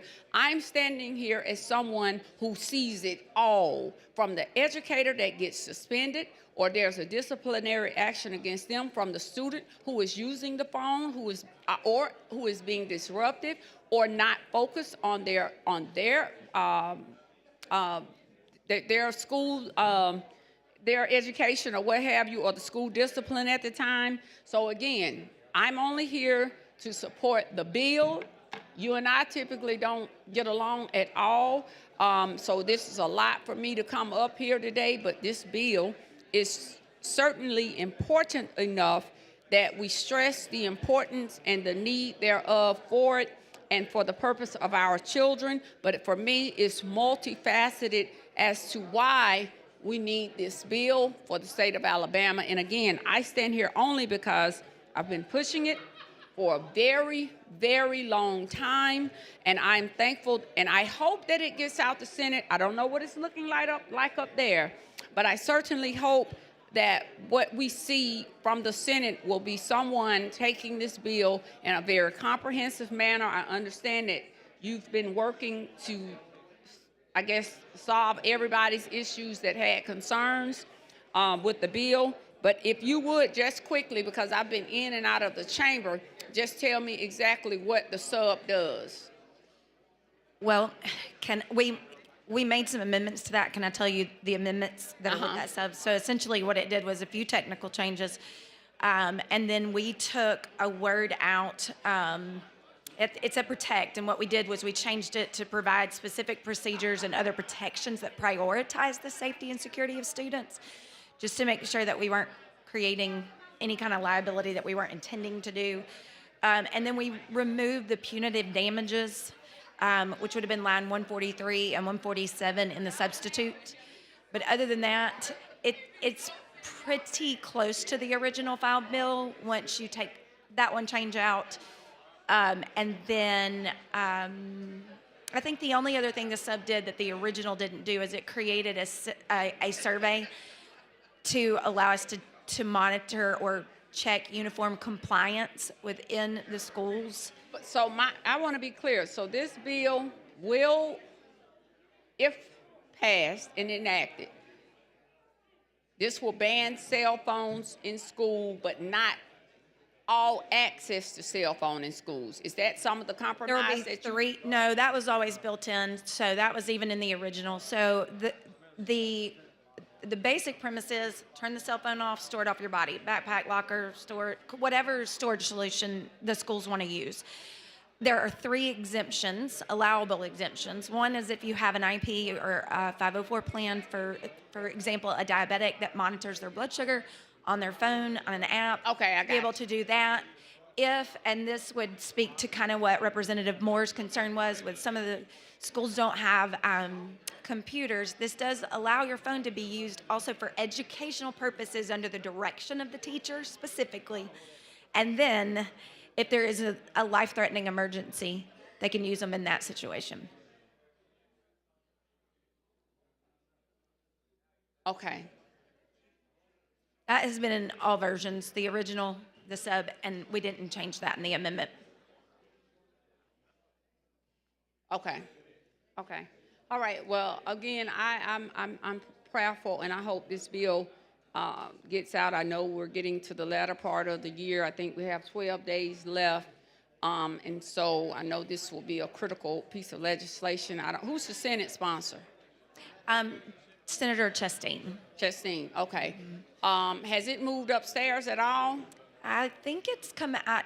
I think it came out of committee, or it's gonna. Yeah, I think it's gonna be Oh, on it the did floor. come out of- okay. I think it's gonna be on the floor. And will your soon-ish? Okay.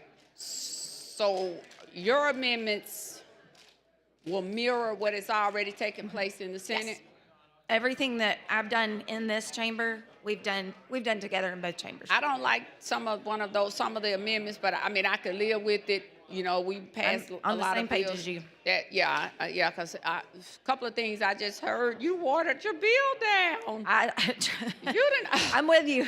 You done watered the bill down. Oh my God. Okay, I understand. Sometimes you have to do that to get the bill out, but yeah. I agree.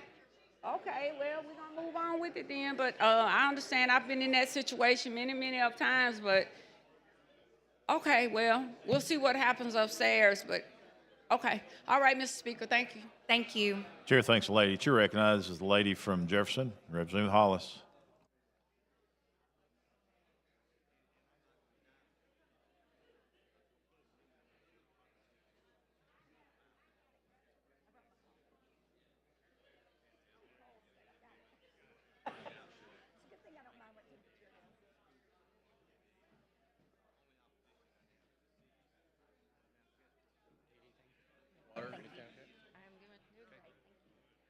Thank you, Mr. Speaker.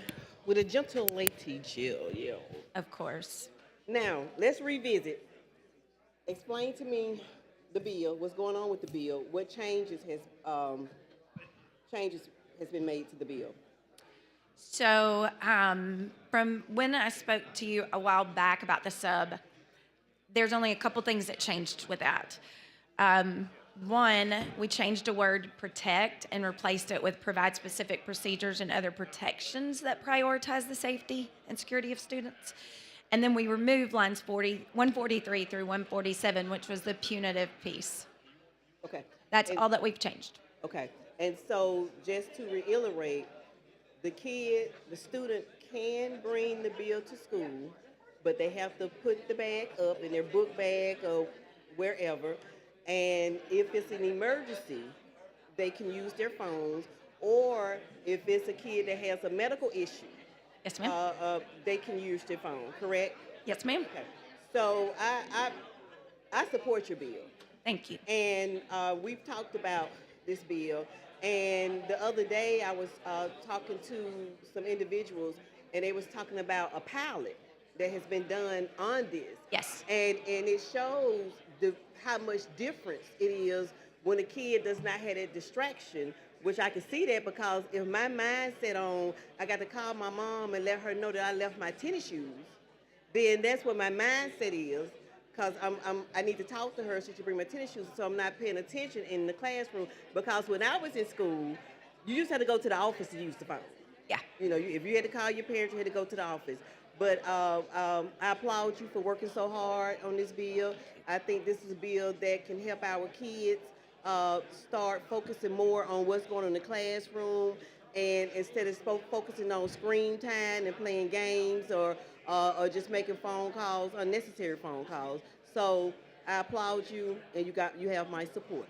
Thank you. You're welcome. Chair thanks the lady. Chair recognizes the lady from Jefferson, Representative Moore.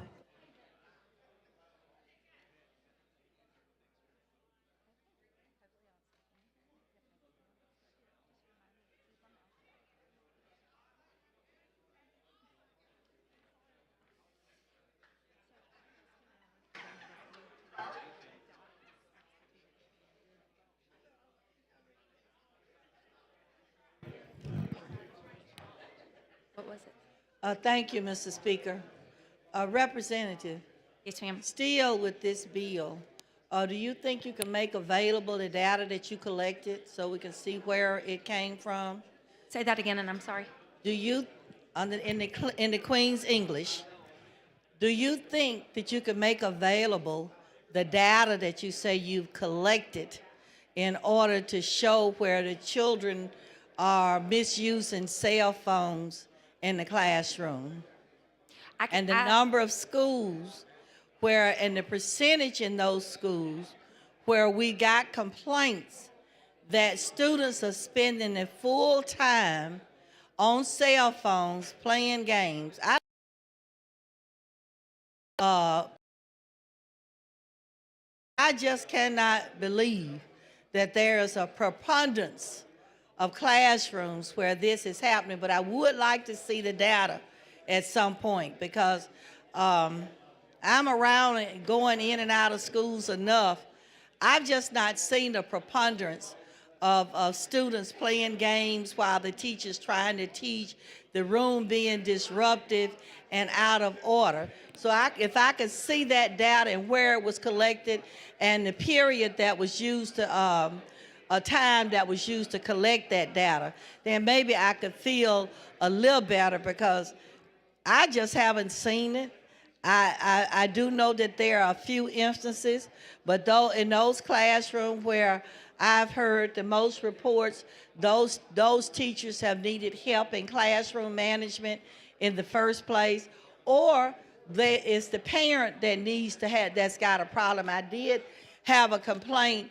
The child was willing to adhere, but that afternoon when the parent heard that the teacher had removed the phone, the parent is the one that was the problem. So I think we have to deal with who's causing the problem.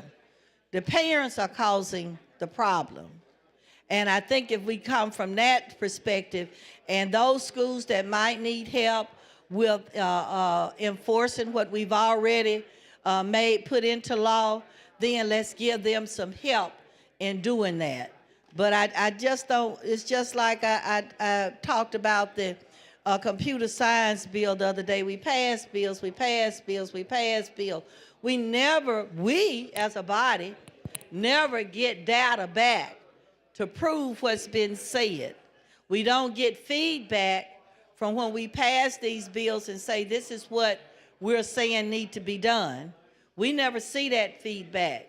We never know, like with the bill we passed on computer science, we passed several in the past. We don't know if we put in place to recruit teachers to take computer science. We don't know if we gave the schools K to 12 the resources to have a computer science lab in order to teach. Again, with this, if we could see that data, then I think we could be assured, because I haven't seen a preponderance that's being talked about here. I haven't seen it.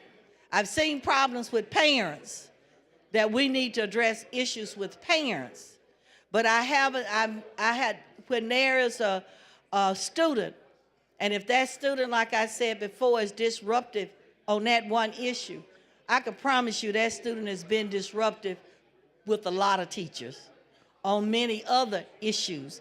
And it didn't start that day with a cell phone and being out of order. But I would like to see that data, if you could I'll be present happy it to to get, us. I will be happy to get it to you. Yeah, so we can see where the research was done. Yeah. And if it, because I've seen some documentaries on TV, but none of them were done in the South. They weren't done in any of our schools. They were done in other school districts. And if we're going to look at that and not look at what's actually happening in our situation in the state of Alabama. A lot of your data, just to be very fair with you, is our schools have not been doing this. Some have not been doing this at all. We need to and know some are and- just starting. So a lot of this Listen at me. data is going to be outside of that. Hold up. Listen at me.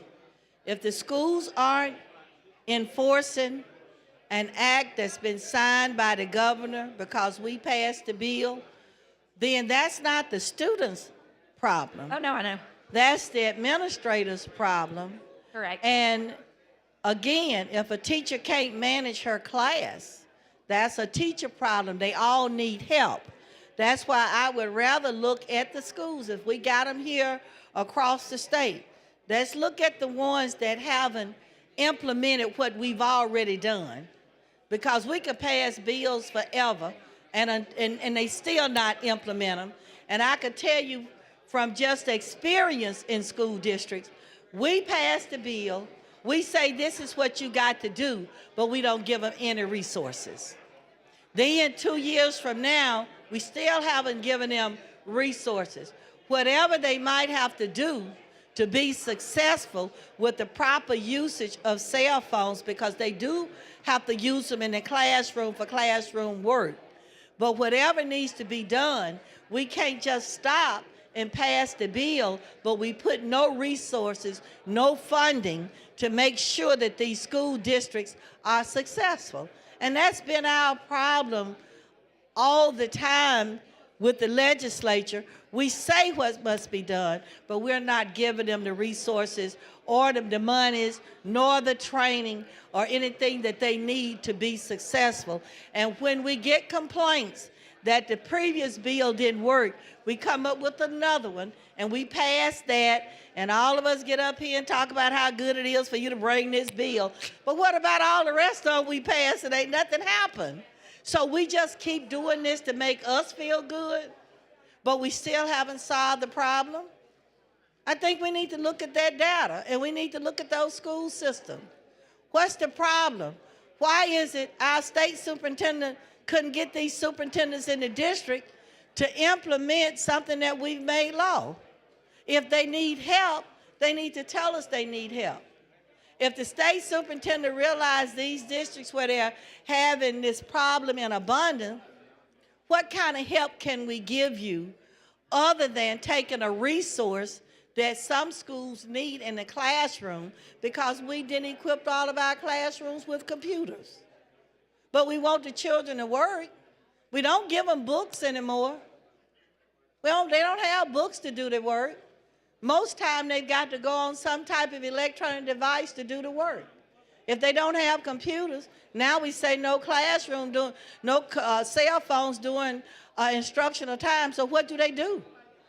Are we trying to make them make some bricks out of straw? You don't have the resources you need. I think we need to look at all of those factors before we get down to say, well, this is what you need to do. I don't think we have covered all of the situations, and we haven't looked and gone more into details in areas where they might be having an overabundance of this type of problem. Thank you, Mr. Speaker. Chair thanks the lady. Question for the body now is final passage as substituted and amended. Clerk will unlock the machine and members will vote.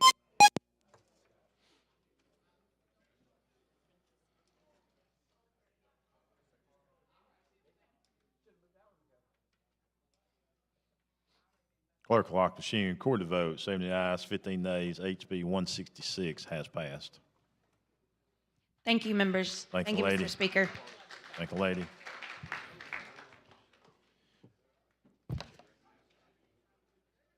Chair recognizes Representative Drummond for a point of personal privilege.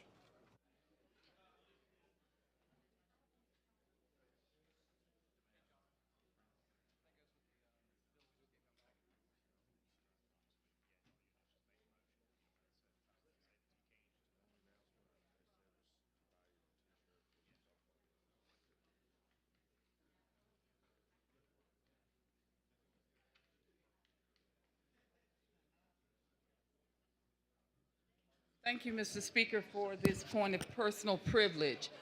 Members, can I just have your attention for a moment?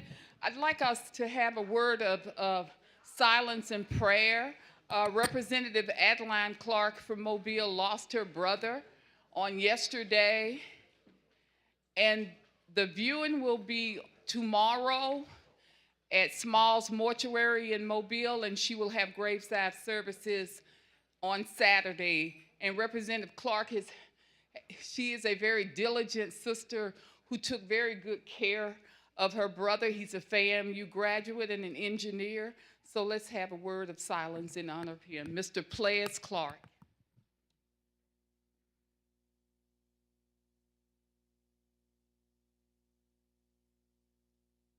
Thank you, members.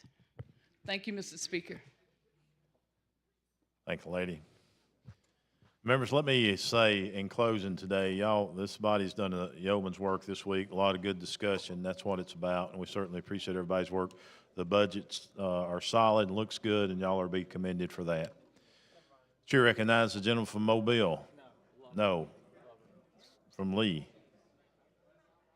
Thank you, Mr. Speaker. Reminder to members to buy your T-shirt for the softball. Today's the last day if you want one. And with that, I move to House stand adjourned. All in favor say aye. Any opposed? We are adjourned.